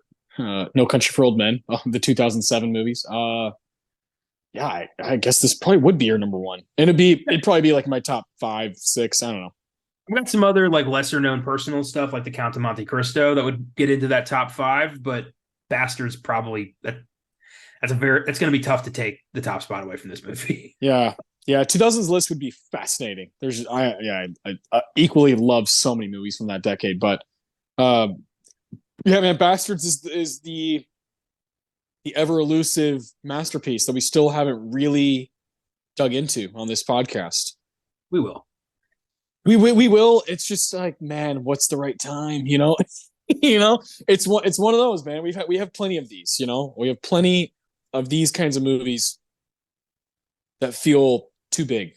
I think we've been remarkably reserved with Tarantino. I mean, Pulp Fiction was our first Oscar Sunday, and then we did Once Upon a Time in Hollywood twice now, and that's it. We've been very, very reserved about going to this well, because we know that if we pop this open all the way, we'll never stop. Yeah, and it's kind of like, let's spread the wealth, This is the fine china we take out for special occasions. Yeah, man. It's tough. Yeah. So yeah, Pulp Fiction and Once Upon a Time in Hollywood, the only ones I've gotten like the true episode. But we've talked about him probably more than any other filmmaker ever. Yep, he comes up all the time. Yeah. All right, so Bastards gets Hans Landa and Aldo Rain. For sure. God, Brad Pitt. Can't believe he wasn't up for the Oscar. It's just insane. Neither here or there. Django, what do you got? I do real quick think that like you could look at all of our content and piecemeal together a like 3-hour episode of Inglourious Bastards just from the shit we've said about it over the years. Yeah, we like unknowingly have done like we've talked about everything, oh yeah, by the way, they like talk a bunch of different languages, yeah. That's funny. All right, from Django, I have 2 characters. I have, of course, the slimiest, most sadistic piece of shit he ever created, Calvin Candy. Yeah, good God. He's terrifying, and it's just so uncomfortable to watch. At least Landa, you're like into what he's saying. Calvin, you don't want to look him in the eye. Yeah, and it's like one of those roles and one of those like things. It's uncomfortable to talk about, but here we are. Me and you, we don't really give a shit. We're comfortable. We know each other. We know what our heart's saying, and is this for me, aside from from Dalton, is this Leo's best performance ever? Well, in terms of transformation and like separating an actor from a character, I do not see Leonardo DiCaprio in this guy at all. So I think it might be, man. Which is the whole point, right? That's the whole point. When you have a character this evil and this realistic for an American, 1850s, I think, 1850s Mississippi slave owner.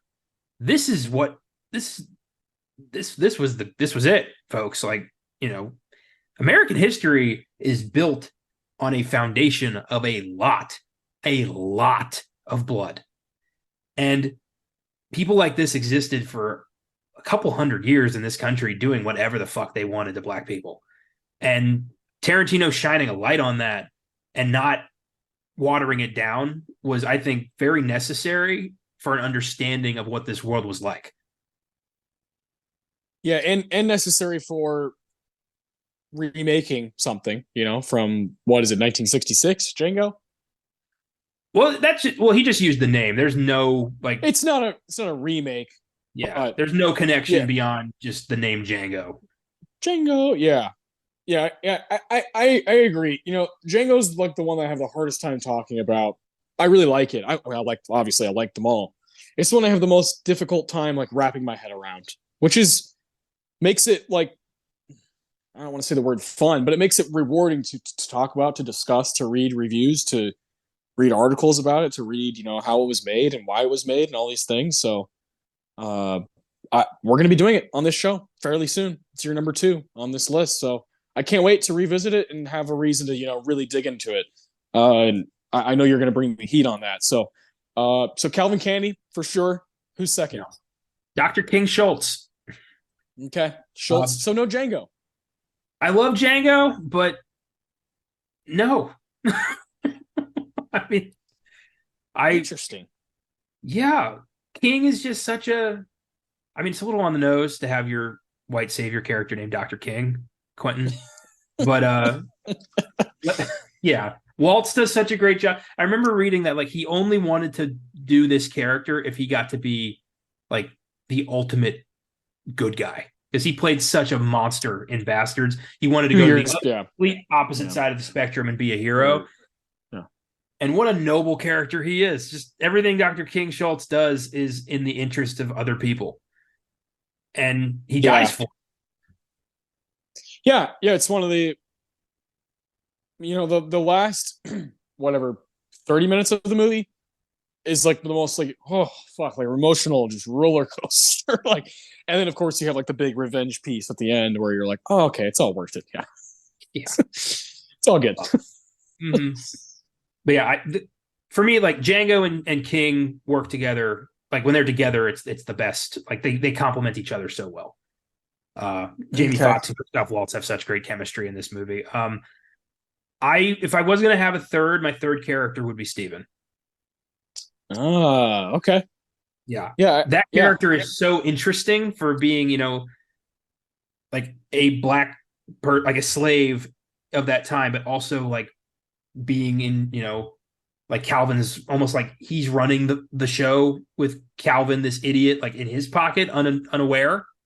It's such a interesting like dynamic. I would love to have seen explored more, just because I wonder if that kind of relationship did exist, like in some capacity. I'm sure there were people who, like always, like obviously in different capacities, but always like doing what they can to get by. Yeah. In different scenarios, I'm sure. At what point with Steven did it stop becoming about survival and become about power? Correct, right? Like he's a part of a hierarchy now. So how do I keep these people below me? Yeah. I know this is weird, but it reminds me of a great quote from The Mummy, of all things. Yes. From Benny Gabor. Better to be the right hand of the devil than in his path. Love that. References. Well said. Out the ass is what I do. But yeah, it's Steven. Yeah, and Sam Jackson does such a great job playing this. Just like the moment where he like drops the cane and stands up straight. Like this whole time, he's just been he's been playing a character for Calvin and his family, but in reality, he's a very strong, very smart, like manipulator all his own. It's God, I fucking love Django. I really do. That's such a layered, brilliant movie that too many people like write off now because it is very uncomfortable, but it's fucking great. And I I can't wait to do this as an episode, man. It's been a long time coming. So that'll be the third Tarantino movie we ever tackle. That's crazy, man. Django. Yeah, it'll be great. Yeah, I love the moments with Samuel, like at the big like dinner scene, and he's on to Kerry Washington, like, oh yeah, it's just this like fuck cat and mouse kind of like woo. The first time I saw that in theaters, I was like, woo, man, this is intense. Like, this is fucking nuts. This is Tarantino just Bastards and Django. It's like a great double feature because they just showcase him kind of in the middle of his career, even though it's not really the middle. It feels that way because he's matured in a way as a filmmaker. Just like the style, the penmanship, all that stuff seems heightened in these movies, and he's doing the whole like fictional nonfiction fucking with stuff like what if this happened, what if that happened, and I really dig all that. I really respect all of it, and I like that he went back to it kind of for Once Upon a Time in Hollywood, where he's like on steroids. Like, let me just fucking take everything I love and just mash it in and do real stuff, fake stuff. It's fun. I think it's fun. I usually fucking despise revisionist history because people usually who are doing that are doing it for the wrong reasons. They're doing it to erase like minority achievements or something Correct. like that. But Tarantino Correct. said, what if history was cooler? And what if Hitler was destroyed by two Jews with machine guns? What if the Manson family got fucked up by a stuntman and his pit bull? It's like, yeah, all right, I'll bite. Yeah. Yeah. Yeah. That's exactly right. That's like what he's going for, what he's been going for the latter part of his career, and it's a good time. So for sure we got Calvin and Dr. Schultz, and we want to have Steven on the back burner, you think? Yeah, unless like, is there anyone else from Django you want to have? Django. I wrote down Django, Candy, and Schultz. I mean, I think Jamie Foxx is fucking awesome, and he's like such a kind of random Tarantino actor. You're just like, what? Jamie Foxx can't do this, and then he does it. And you're like, oh damn, he's good at it. I just love him. I love him. I love the subtlety of his performance, but also just the kind of athletic nature of his performance towards the end. It's just fucking sick. All the stuff he's doing, the action sequences at the end. I just really like Jamie Foxx. I always have. I don't know quite what it is because he never won me over at any point in his life. Like, oh, like here's a bunch of movies I love by him. I don't know what it is. I kind of just want to root for the guy. He had me at Ray, but I get what you're saying. I get what you're saying. No, yeah, so like I love Ray, Django, and I'm sure there's stuff I saw as a kid where he like voiced and it just has like stuck in my head. I don't know. He's probably like in some animated movie. There's like these little things that have happened through my life. I'm trying to think. But there's never been a stretch where like Brad Pitt has had like 10 years of like, I love all of these movies. That's never happened. So I don't know what it is about him that I really respond to, but I just do. I just want to root for the guy. Yeah, I love what he brings to Django. This, layers and layers of trauma, just a life of hell. Yeah. And to have somebody treat him like a human being for the first time in his life and give him a way to get back at all these sons of bitches who, destroyed his life, tried to take his marriage, everything. You totally understand everything he's doing in this movie. Like he's earned revenge more than maybe any Tarantino character. Yeah, right. Because the revenge aspect, it's so clear, it's so clean cut. Like in Once Upon a Time, it's not necessarily a revenge. Nothing has happened yet. They're preventing. With of course with Bastards, it is very much a lot of damage has been done, and we need to stop these people. And same with Django. There's a lot of damage that's been done, and so I'm gonna go ahead and like take back what's mine, at least a little bit. Do you know about Aldo's backstory with the neck wound? I do. Yeah, fascinating. I know. I wish we got just a little bit more of that in the movie, but it totally explains his motivations just perfectly. 100%. Yeah, 100%. He's a good character. Aldo's such a good character. Yeah, Brad Pitt, man, it's fantastic. So Django 2012. Now Hateful Eight 2015. I have nobody from the Hateful Eight. That's fair. I love this movie. I still really love it.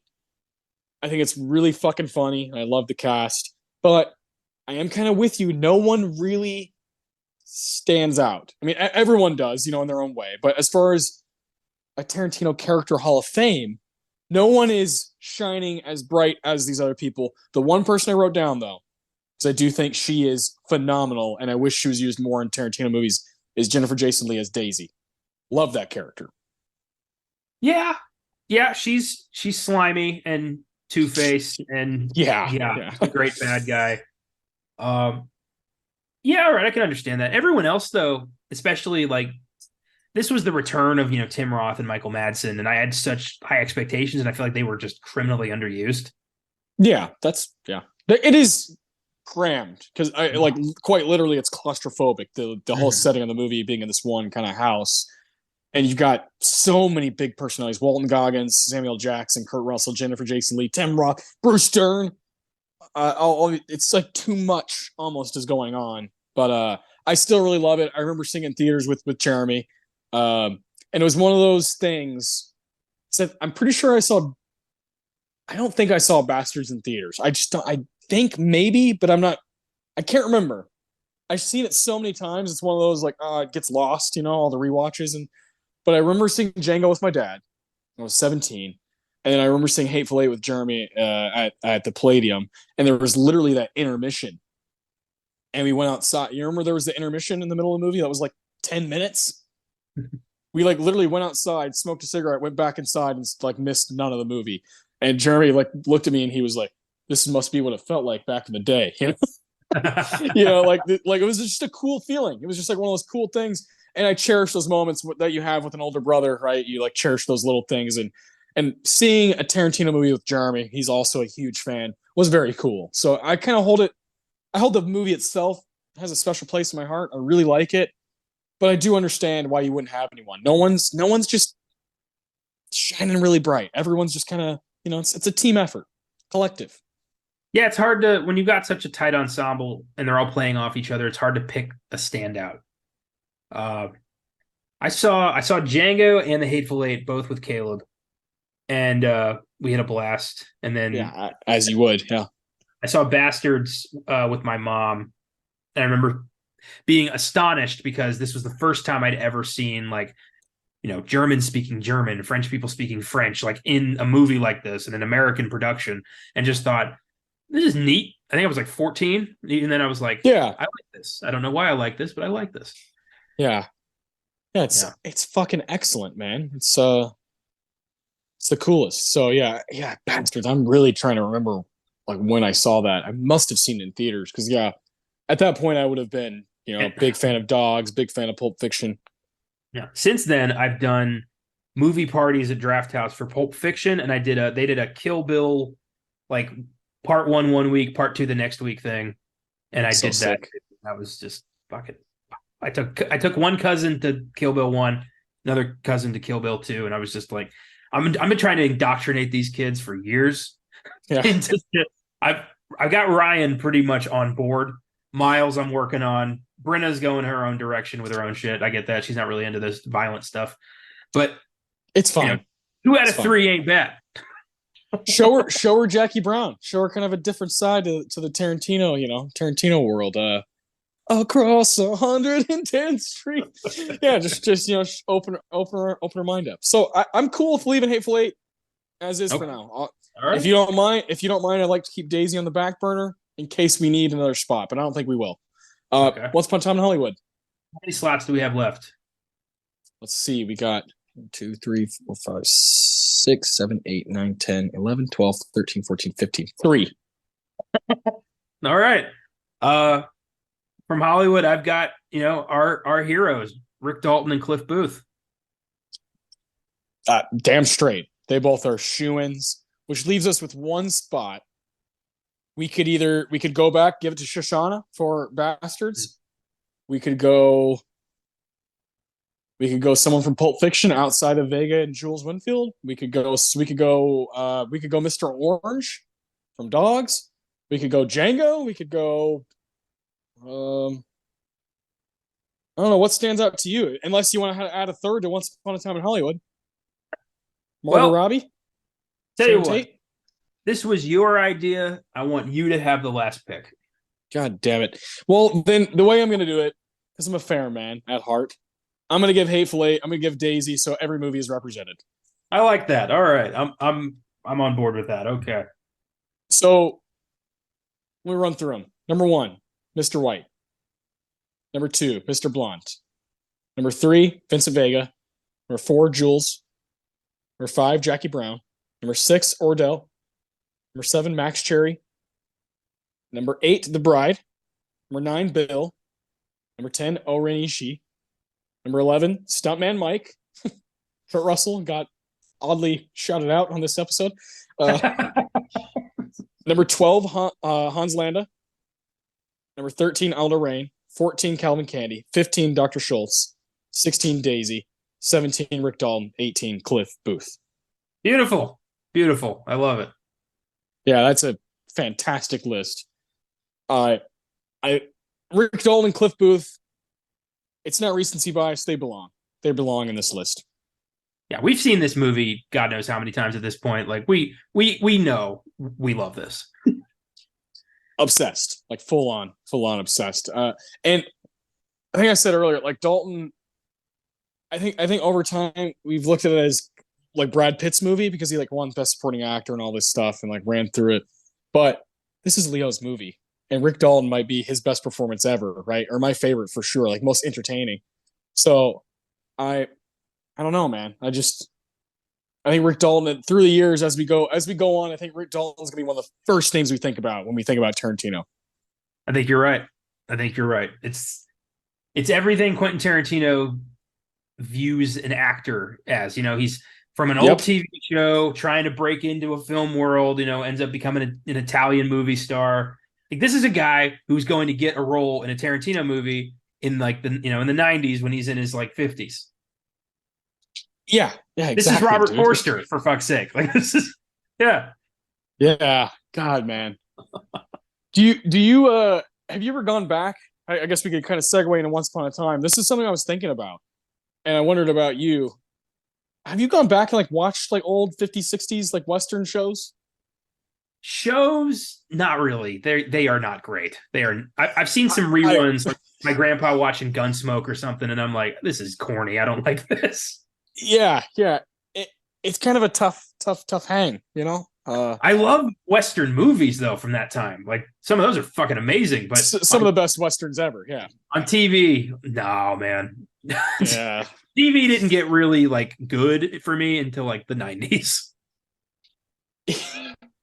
Yeah, and that's like one of the things I love about Twin Peaks is they were like, like we're gonna make this. The whole prestige thing starts with us. You had pretty much. All right, I'll give credit to like the Twilight Zone, as of course, right? Yeah, like a kind of a foundational thing for like great horror television. But what like what Bonanza, Little House on the Prairie, like Walker Texas Ranger, like give me another one, dude. Walker Texas Ranger is dog shit. My grandma used to watch it all the time when she'd come to watch us at her house. She'd watch that show, and even then, when I was like 6, 7 years old, I was like, "This is bad. It's just very low quality stuff we're watching here, Grandma." And she was just like, "He's so handsome." God bless you, Grandma. God bless you. My grandpa, like the shows I remember him just watching back when we had cable. Big MASH fan. I never really gotten into that. Me neither. Says it's a comedy, but like when? It's like I remember a few episodes of the Beverly Hillbillies. Yeah. Ugh. Yeah, no, just not for me. No. And just a lot of like Columbo and stuff. Procedurals and shit. Like I like arcs. I like shit to happen. I don't like everything to be like wrapped up and we're like reset on the next episode. I don't like that shit. I'm not really into that either. It's just not really my thing. I don't need like seasons and seasons of whatever. But yeah, like when it's standalone episodes where it's like, I can just hop in whenever and it doesn't matter. I'm like, that's kind of, I don't know, defeats the purpose of a series to me. Yeah, like this is the thing that nearly killed the movie business back in the 50s and 60s. Like seriously? Yeah, straight up, man. I think about it all the time. Like an Andy Griffith show, really?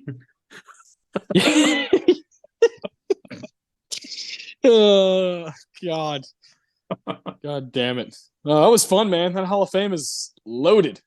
Yeah, that was a blast. Yeah, Uh, that's always fun. so yeah, so much fun. I love doing that shit.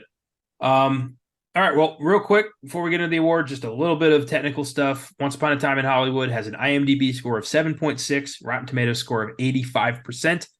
Critics' consensus reads thrillingly unrestrained yet solidly crafted. Once Upon a Time in Hollywood tempers Tarantino's provocative impulses with the clarity of a mature filmmaker's vision. Okay, Walter Cronkite, thank you so much for that.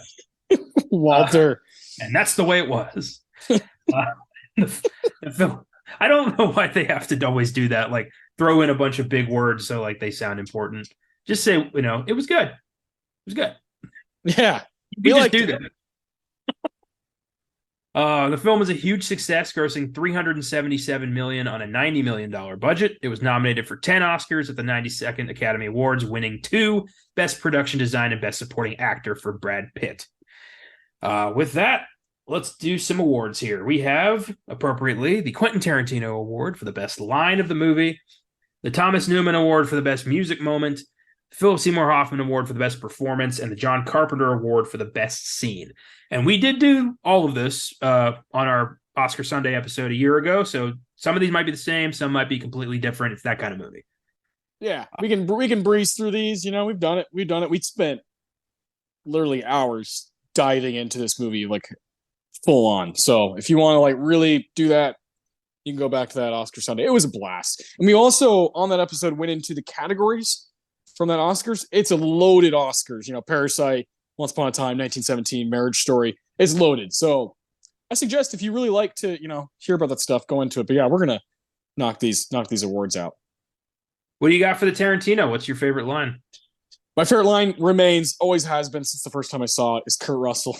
Kurt Russell narrating towards the end of it, because he narrates through the movie, but at the end of the movie, we have this, kind of bittersweet moment, right? Between Cliff and Rick, and they go to a restaurant and they're gonna go home and just get hammered together. And Kurt Russell, as the narrator, says, "When you come to the end of the line with a buddy who's more than a brother and a little less than a wife, getting blind drunk together is really the only way to say to farewell." It's great stuff. Kurt Russell delivers it wonderfully. It makes me laugh, but it also makes me think about your relationships, those bonds that you have. And of course, you think about Cliff and Rick and what they meant to each other for years and years, from doing the TV stuff to doing these movies to going to Italy. It's just awesome. It's a great line, kind of wraps up their experience together. Yeah, Kurt Russell narrating this thing almost makes it seem like this is Randy telling the story of the time Cliff Booth killed a bunch of hippies. So, yeah. When you get narration, I'm not always a fan of that. Like sometimes I think it's kind of a cop out, but in this case, it's not happening the entire movie. It's very brief, like moments. And at the end of the movie, I think it's very necessary because you get a timeline of when Sharon Tate and Jay Sebring and them are going back to the Polanski house, and then you got them going, Cliff and Rick going back to their house. So it like helps you out, like, oh, it's 10:15, now it's 11, now it's 12, all the way to the gruesome finale. It's great stuff. What's your Tarantino? Well, back when we did this the first time, it was bunch of goddamn fucking hippies. I still love that line, but this time around, something else resonated with me. It's after all this shit has gone down and Cliff's being loaded up into the ambulance, and Rick Rick looks back at Cliff and just tells him, "You're a good friend, Cliff." And Cliff, still, high off his fucking ass on LSD, just salutes Rick and goes, "I try." I've started adopting that. Like when people give me praise, I just go, "I try." I love that whole bit. I love when he says, "Why don't you get naked and climb in bed with that fine creature?" That fine creature. Yeah, he's just again high off his ass. He's talking about Francesca, the Italian who's moved over to Los Angeles. It's such a great bit, here to do some devil shit. That's not verbatim. Brad Pitt is so fucking good in that scene. early on in the movie when they're having the meeting with Al Pacino, uh, that exact line comes up. It's said the first time where he says like, "You must be a good friend," and he's like, "I try." Like that becomes kind of a recurring thing in the movie of Cliff just being a good friend. Rick's the only person who gave him work after the whole he killed his wife thing kind of peppered throughout Hollywood, and Rick's the only one who stayed by his side. That's where this loyalty comes from, and yeah, that loyalty saved everybody's lives. Yeah, man, straight up. Ah, good stuff. Yeah, I was listening to our awards on that old episode, right? And it's fun to change it up a little bit, but I have a feeling your music choice is gonna be the same because you had a really good reason for it last time. I don't remember what that reason was. I've done many of these. You chose Neil Diamond. Yeah. And you explained, it was really cool. You explained kind of the juxtaposition of that moment, how it's kind of like eerie, but also there's like some kind of hope, but you're about to go to Spawn Ranch. So you're freaking out, it was really cool. You explained just kind of like there's a lot of feelings in that moment, but they chose this kind of melancholy, Neil Diamond song to be playing in the background. It was a good bit. That sounds like something I'd say. That's profound. Well done, Connor. Good one. Yeah, and that would have been a official Ennio Morricone award back on Oscar Sunday. So good stuff. But this is the Newman, and maybe you have a new choice. Yeah. What would Thomas Newman do in this situation? Well, I'll tell you. I found that Neil Diamond album on vinyl at a flea market. Brother Love's Traveling Salvation Show. I was like, oh shit, it was like $1. Nice. Yeah. This time around, I chose Out of Time by the Rolling Stones. Dude, I chose that too. Oh man. So initially the first time we did this, I chose Ramblin' Gamblin' Man by Bob Seger, and I went into this whole bit about how I'm a dad now and I have to like dad music. And Bob Seger is the definition of dad music. But I talked about Pearl Jam, Bob Seger. Yeah. How many times since you had Willow have you barbecued? Not enough times. Not enough. You got to crank those numbers up. Those are rookie numbers. Yeah, I do. The thing is I don't have a grill. There's like an apartment one, right? Yeah. But I don't have my own. That's like, you know what I'm saying? You call yourself a dad. You don't have a grill. What's funny is my buddy Kelly, who is also a dad. He's the one who he's always had his own grill, and like we grill, I go over there. We like grill together. We like make a day out of it. You'll love this. There was one day I went over to his house. This is shortly after Willow was born, maybe 6 months or so to a year, somewhere in there.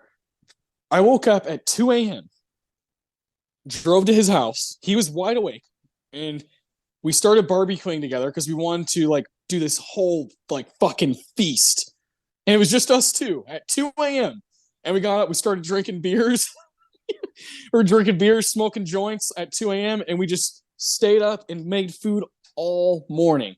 And I was like, I remember at 7 a.m., 5 hours in, and I was like kind of buzzing. And I was like, I sipped my beer and I was like, this is what it feels like to be a dad. But not at all. That's not what dads do. They don't get up at 2 a.m. and start drinking. But that was a great moment. Me and Kelly wanted to do that, so bad. Yeah. Wanted to do this barbecue thing where we prepared everything ourselves, and by noon, 1 o'clock, we had a fucking feast, man. We brought people over. They got to, reap the benefits of our hard work. That's awesome, man. That's a great memory. It was a great day. We've been talking about trying to do it again. Now he has a 8-month-old baby. So, his life's a lot different now, but we've been talking about trying to do it. But yeah, Out of Time by the Stones, dude. It is a perfect needle drop. This is a brilliant song. It's about 5 minutes long. I want to say it's from that. What album is it from? 1966. Fuck. I want to say. Well, no, I don't. That might not be the. Let me just see if I was right before I announce. I think it's 66. I can't remember what album came out that year. It's got a couple other tracks. It has Under My Thumb on it. I was right. Aftermath. Yeah. 66, right? 66. Well done. Okay, yeah. I know the Stones, but obviously not well enough. It was their sixth, fourth British, sixth American. God. They have one of the craziest discographies of all time. Anyways, great. It's a great song, and I think I've always like loved that song. And I've always like heard it and been like, oh, that's cool, that's cool. But something about this time watching it, just kind of the like underneath the surface, you know what's about to happen, right? You know, like oh, like the super violent ending. But it's really sad, man. It's really sad watching these two guys like their like work partnerships about to be gone. But this song is sad and equally like upbeat. The Stones are so good at that. It's just a fantastic track. I think you were influenced, at least subconsciously, by the same thing that I was. This song is prominent in the opening credits of Coming Home, which since we've done this You're since the right. last episode, we both did and were enamored by and stayed in here. So I think that did that to both of us. Dude, you're right. You know, and also I wrote down that, and then there's an excerpt from it's like an excerpt of from the score from the God, what is that movie called? 1972. Paul Newman. God damn it, what's that movie called? The Life and Times of Judge Roy Bean. So at the beginning of that movie, the piece of score that plays at the beginning of that movie, 1972, is what plays at the very end of Once Upon a Time, where it's kind of like, na, na, na, na, and it's kind of like a fairy tale type thing. And I saw that movie, I don't know, maybe a year ago, and I liked it. I didn't like love it, but I liked it. I can watch Paul Newman all day. But there's and like one of the reasons I connected to it more this time was because there's a title card at the beginning of that Life and Times of Judge Roy Bean where it says, "It may have not been this way, but this is what it could have been," or something like that. Something to that effect. That's not verbatim. Something to that effect, and it's that's so cool, right? Like I had no idea when I first saw this movie. Obviously, that made no sense to me, but like because I have just without trying, have done the work of just watching movies over and over. And I watched this random 1972 movie, which Ethan Hawke chose on his Adventures in Movie Going on Criterion. That's the only reason I watched this movie. I was like, well, Ethan Hawke's the fucking man. And he's talking about Paul Newman like he's this fucking, gigantic, incredible actor. And I feel the same way. I watched the movie and subconsciously now, when I watch Once Upon a Time in Hollywood, I'm like, wait a minute, I've heard that, And like that's the reward of watching Tarantino movies and then doing your own homework. That's the reward, is like those little things. Well, I've always felt that like even the worst movie is going to reinforce your film watching journey in some capacity down the road. It's all worth it. Everything is worth it because it's always just building into a, your own personal kind of encyclopedia that you can, constantly refer to and have these rewarding moments of like, oh, I remember that reference in that movie that I watched randomly 2 months ago. It's the best. It's the best feeling. Yeah, it is. It is great. I had to look it up what the actual title card is. It says, you love this. This is so cool. At the beginning of The Life and Times of Judge Roy Bean, it says, maybe this isn't the way it was, ... It's the way it should have been. Oh, fuck yeah. And that's the end of Once Upon a Time, because like yeah, obviously Sharon Tate and all those people died. Obviously, we know this. Yeah. But damn, wouldn't it have been cool if this stuntman and his dog would have been there? That's the whole thought behind all of it. Wouldn't it be cool if you could eschew a little bit of it? Yeah. That is so cool. That's such a great reference point that like so few people are going to be able to have a moment of like, that's awesome. And you were one of those people. That's great, man. I love that. And it was, thank you, Ethan Hawke. Thank you, John Huston. Thank you, Paul Newman. Thank you, Tarantino. You know what I mean? Like all of these people that you just, for whatever reason, fall in love with over your life because you just love their work. And here we are. So I almost chose that for my music moment, but I was like, no, man, Out of Time is such a good needle drop. It's so good. And you're right, man. That kind of like unconscious, like, oh yeah, Coming Home, great movie. You just this stuff like history, art repeats itself, imitates itself always. Yeah. Nice little Bruce Dern connection there too. Yes. Also, have you ever realized last night I was watching, and one of the performances that kind of like bothers me is not bothers me, but is just ridiculous. Is Sadie, girl plays Sadie, who's like, the one screaming with the can't remember her name, but she plays Ghostface in Scream 5. Yeah. And Timothy Olyphant is Ghostface in Scream 2. Has there ever been a movie where two fucking Ghostface are in the same movie, but with like no connection. That's You know? fucking weird. Yeah. And, she also gets burned alive in Scream 5 too, which is kind of strange. Yes, she does. Yes. And Scream 5 would be 2021, 2022. So yeah, just a year and a half ago, I guess, came out at the beginning of the year. And Once Upon a Time. So yeah, like 2 years after Once Upon a Time comes out, she also gets burnt. I burnt her to a crisp. Yeah, torched her. Torched her. Yeah, I got a flamethrower in my tool shed. The one for yeah, of course. Yeah, yeah. Jay is like, oh yeah, from McCluskey. Yeah. God, I love that. That was great. Philip Seymour Hoffman Award. What do you got? Leo. Same. Still, always has been, always will be. Yeah. Love to Brad Pitt. Cliff is such a great character, but Leo playing an insecure cowboy actor trying to be more than that is so great. Just his random moments of like crying because he thinks his career is over, and his freak out in the trailer when he doesn't remember his lines. It's a fantastic performance. Very layered, very like just powerful. Yeah, insecure Leo is the best Leo. Right? Yeah. Yeah, he's phenomenal. I mean, yeah, we could go on and on about how amazing he is in this movie, and every decision he makes is wonderful. I guess I'll let that bleed into my Carpenter. I'm not sure if yours changed. Is it still the gruesome finale? It's Cliff fucking up the hippies. It'll always be. Yeah. Yeah, so yeah, you said in the Oscar Sunday, you were like, ever since I saw that moment in theaters, I knew that was going to be my favorite scene forever. It's just, and fair enough, man. It is a great finale. It is a Tarantino, like literal John Hancock. Bang, bang. Like, this is my movie. Remember that. I mean, it doesn't get any better than acid dipped Brad Pitt and a pit bull fucking up Tex Watson and those other two pricks. It's beautiful, and they're so evil that you feel zero sympathy for them at all because you know what they did, and yeah, it's so perfect, and just ends with a flamethrower in the fucking swimming pool. Yeah, everything about it, like the choreography of it, is really amazing because you got like more moving pieces than you realize with 4 humans, the 3 Manson disciples, and you got Cliff and his dog, and of course Rick's in the back.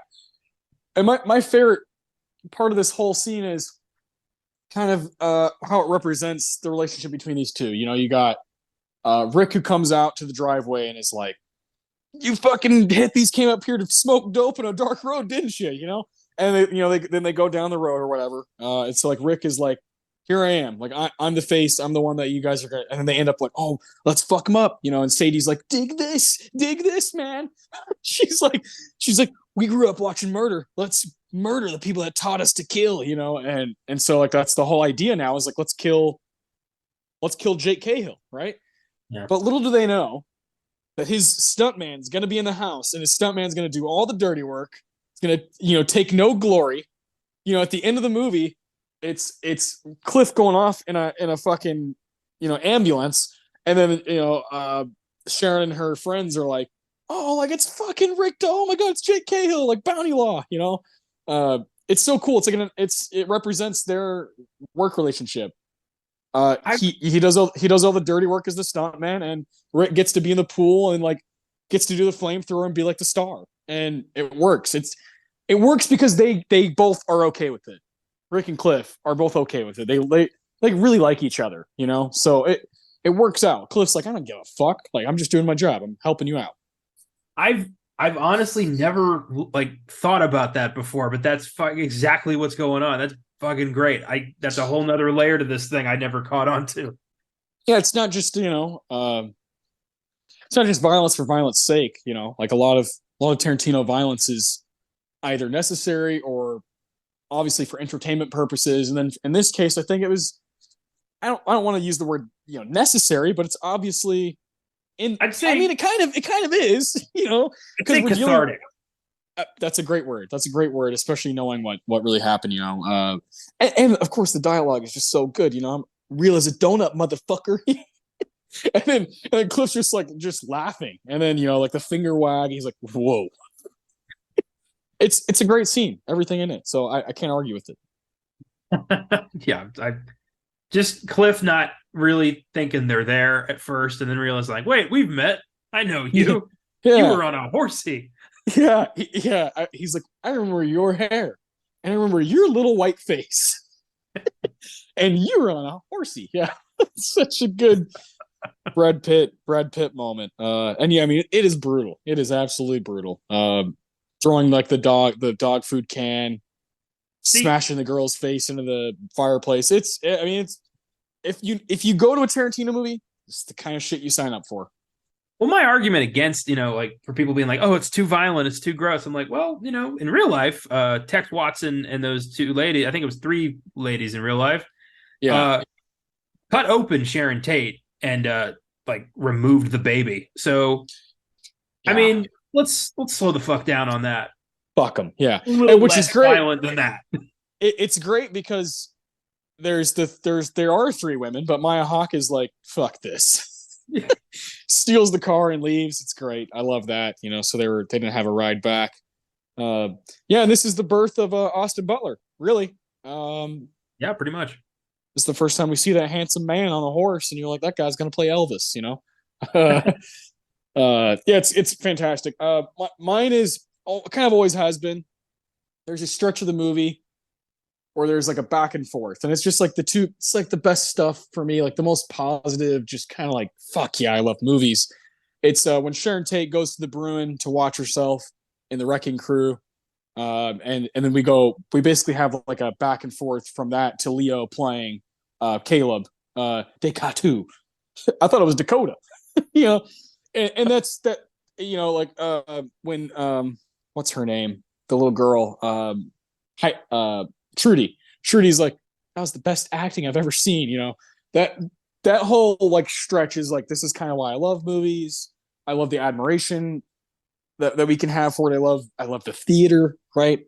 I love what it looks like to be on a set. Looks really cool. There's all these really cool moving pieces during that.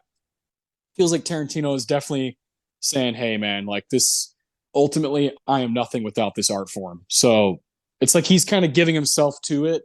It's really cool. It's like the most innocent stretch of any of his movies, where you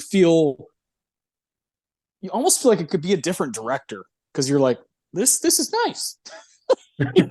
This is nice. Like watching Margot Robbie walk down Broxton Avenue and just kind of like da da da da da, and be like, oh, like I'm gonna buy this book for my husband, and I'm gonna, oh look, my movie's playing, and then she's like, oh, can I, what if I'm in the movie? And she goes in, puts on her giant glasses, puts her feet up, and just enjoys like what we all enjoy, right? Just giant screen, loud noise, having a good time, and it's just beautiful. It's just like, I've never seen Tarantino do anything like this, and for that reason, I think it sticks out for sure. And I've always loved that stretch of the movie. I always thought Evil Sexy Hamlet was a great band name. Yes. Yeah, I love the scenes where Rick gets to show off. He gets to, prove his talents as an actor and impresses the hell out of everybody. And you just get the vibe like, maybe he is good at this. Maybe he's not just Jake Cahill. Maybe there is an actor in there somewhere. Yeah. Yeah, man, it's nice, and it's nice for Tarantino to be a little positive about the world, because a lot of his movies are pretty goddamn cynical. But this is nice. I agree. Yeah, I enjoy it a lot. I mean, yeah, this movie, it's one of, there's some movies where it just feels like it's just this string that never ends, and you're never like, cut. It feels like this just never ending thing, and there are stretches of this movie where you get kind of lost, when you're kind of like, what is my favorite scene? I kind of like all of them strung together. It's this collective, beautiful thing, and that's why it's one of my favorite movies of his. I have it very high in my personal list of Tarantino movies. I just think it's great, and now it's literally, actually, holy shit! Right now, as we record this, it's early morning, late night, early morning, whatever, 12:30 a.m. July 9th. This movie came out 4 years ago today. Fucking, it came out July 9th, 2019. Are you Yeah. fucking kidding me? Wow. I didn't think about that until I That's looked at weird as shit. I Wow. looked at it. Yeah. Yeah. Cool. 4 years in, I ain't counting. I'm gonna keep watching the shit out of this movie. Hell yeah, me too. That's beautiful. I love that. It's fucking kismet, man. That's great. Yeah, this happens to us a lot. Kind of freaks me Yeah. out. Yeah, I know. We keep stumbling into just like magical fucking moments on this podcast. Here we are. Yeah. Movie magic. Movie magic. Well, with that, let's take a look at what Letterboxd has to say on our final segment here. What's in the box? What's in the fucking box? Give me the gun. Once Upon a Time in Hollywood, 3.8 out of 5 on Letterboxd. Not bad. Not bad. Yeah. There's people who they're not down. They're just not down for it. It's fine. Let's hear. Oh, yeah. Let's hear. I'm sure you have one. Yeah, 5 out of 5 for me. Same. Yeah. Like pretty quickly a 5 out of 5. Yeah. Yeah, this is. I got 2 good ones, and then one that's just completely off the fucking mark. This first one's from Muriel. Rick Dalton telling Cliff Booth he can't afford him anymore is more heartbreaking than Jack dying in Titanic. 5 stars. I can't disagree. To tell your best friend, like, hey, I can't pay you to do stuff for me anymore, and I know this is all you've got. That's a rough conversation to have. Damn straight. This next one's from Houston Coley. It's very strange to be able to describe a film directed by Quentin Tarantino as heartwarming, but here we are, 4.5. Yeah, I'm with you on that, man. I think it is like got the most heart out of any of his movies. Yeah, it does. We end with everyone who deserves to live gets to live, and Rick gets his career saved by a Roman Polanski who's probably not going to rape that teenager. Yeah. I mean, I can't make that. I can't say that for certain, but I do think that losing Sharon drove him off the fucking bend, and he made some bad decisions. Yeah, I agree. I agree with that. Just that general, what if? I like the use of Roman Polanski in this movie, that he's not really a character. He's just kind of like there for a little bit. Yeah, I like that decision. Yeah, it's just enough Polanski. Yeah. This last one is from Lars Henriks. It's a 1.5 star review. Yes, let's hear it. Seated next to me in the cinema was a true Tarantino fan. He was about 20 years old, nerdy, visiting the theater with his friends. Was he there with us? He was so into this movie. It really annoyed me. I don't think I would have found the humor quite so stupid hadn't he sat next to me, laughing so hard at every little thing. How dare he laugh at a comedy? When Brad Pitt was about to fight Bruce Lee, he excitedly exclaimed, "Oh no, he's going to do it. Amazing," and actually applauded when Bruce Lee got beat up. At that point, I just had to take a closer look at the guy. To my discomfort, he looked back at me, and he was so disarmingly happy. Such an innocent, amazed, happy face. Who was I to be annoyed at his enjoyment of the movie? Yeah, I kind of agree. So I settled back in. I watched people driving through LA, heard a lot of music I didn't particularly care for, and waited for something to happen, while all the guys in the theater were laughing at such hilarities as Italian women speaking Italian. Classic. So funny. It took a while, but in the end, stuff happened. Brad Pitt's character, whose only real backstory we know anything specific about is that he apparently killed his wife because she annoyed him, brutally tortured and killed 2 young, stupid girls and a guy. I'm going to have a lot to say about that shit in a second. DiCaprio torched one of the girls later on while she was screaming in pain in his pool.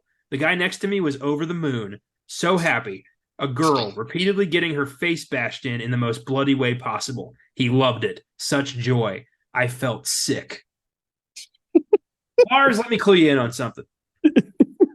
These were not random, innocent hippies trying to give you flowers and a blowjob. These were psycho killers who in real life murdered an entire party of people and are still in prison serving life because they listened to the wrong man.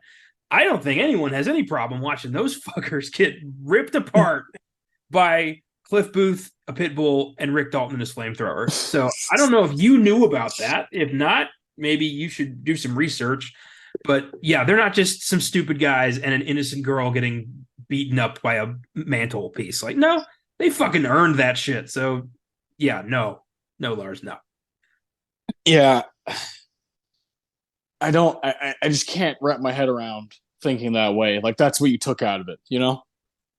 Yeah, someone else next to you is enjoying this movie, and you're pissed because they're having a good time.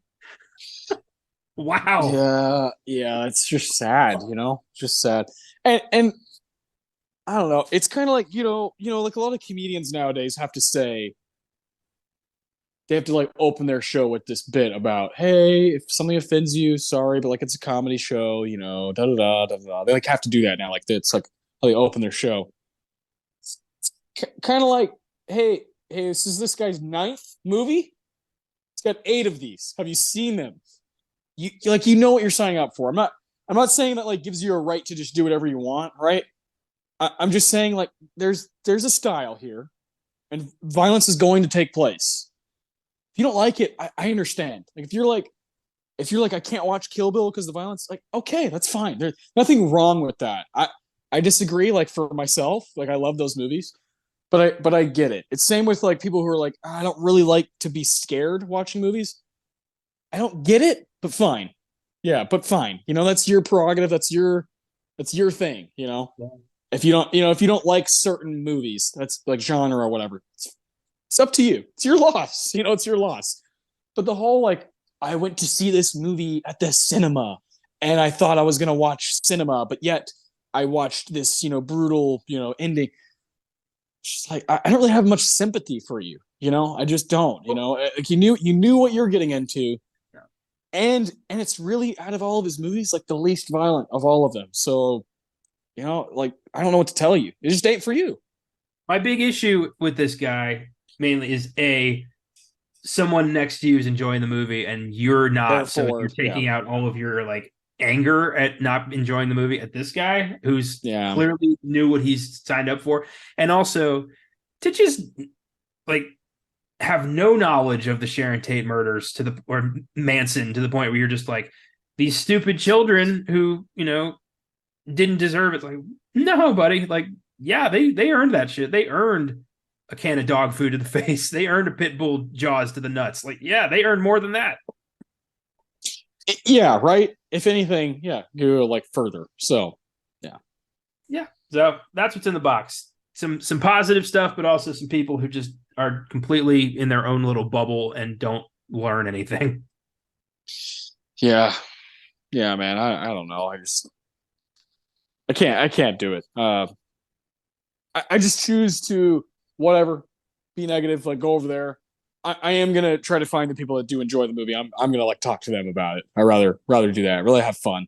So well, Caleb and I recently, like we did we're prepping a bunch of episodes for next year, and we did one on Creep Show not too long ago, and we encountered a similar situation where it was some guy who was like, this is not cinema, how dare you enjoy this? And we were like, do you have any friends? Like, how do you like talk to people? If somebody likes something that you don't like, you don't like punish them for it. You don't make them feel bad for it. You just, say, agree to disagree and move the fuck on. That's how, the world keeps spinning, pal. Yeah. And who is any individual to decide what is cinema or not? Like I'd rather not. Just rather not have that conversation. Yeah, it's ridiculous. Ultimately, all for entertainment, all for fun, all for learning. And in the case of Once Upon a Time in Hollywood, I have a damn good time. I love hanging out with these people. It's a hangout movie for the most part.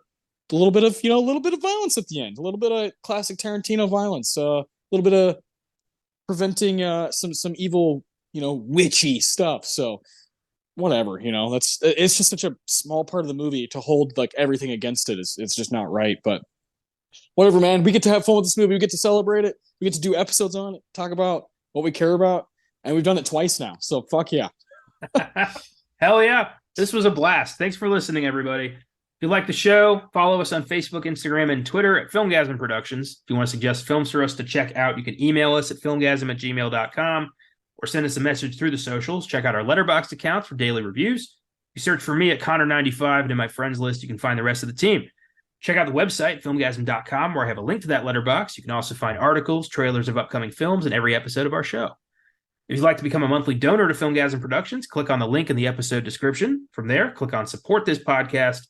You can choose to donate $1 a month, $5 a month, or $10 a month, and all donations go right back into the show. Thanks to the entire Filmgasm team for their contributions. Thanks to Cooley Cow for our awesome theme music. Thanks to you for checking it out. Our countdown continues next week with Austin's number 6, the 2018 skateboarding documentary Minding the Gap, which shines a light into the lives of 3 young skaters all trying to escape their troubled family lives. I know we did this one on Oscar Sunday a while back as well.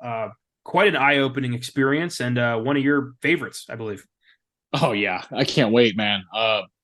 Any excuse I get to kind of watch this movie and advocate for it, right? So very excited. That'll be next week. It'll probably be myself and Adam back on that one. At the moment, he's actually in Los Angeles, so he wasn't able to be on this one. But I know he loves Once Upon a Time and really wanted to be a part of it, but just wasn't the way the cookie crumbled, man. I'd rather be in LA too. So you know what I mean? Yeah. Show must go on, but I totally get it. I was trying to convince him to go to New Beverly. I don't know if he is going to get a chance to, but I'm like, you're gonna regret it. Yeah, you can't be that close to that theater and not try. And not like 2 hours, of your day. Just I would see anything there. You know what I mean? It wouldn't matter if I hadn't seen it. It wouldn't matter if it was a movie I kind of liked or really liked. I'd just go for the experience. Yeah, your luck of the draw at that place for the 2 trips you did to LA has been pretty goddamn good. Yeah, I mean the double feature. Come on, get out of here. Scrooged and fucking National Lampoon. That's like the movie's become. I mean, like so special to me. I already loved it. Then seeing it there just kind of like elevated it to this just new height. And then seeing True Romance was excellent. I have my fucking poster still right here. I look at it almost every day. I look at it like every day, and I'm like, oh man, I almost got to see The Long Goodbye. Damn.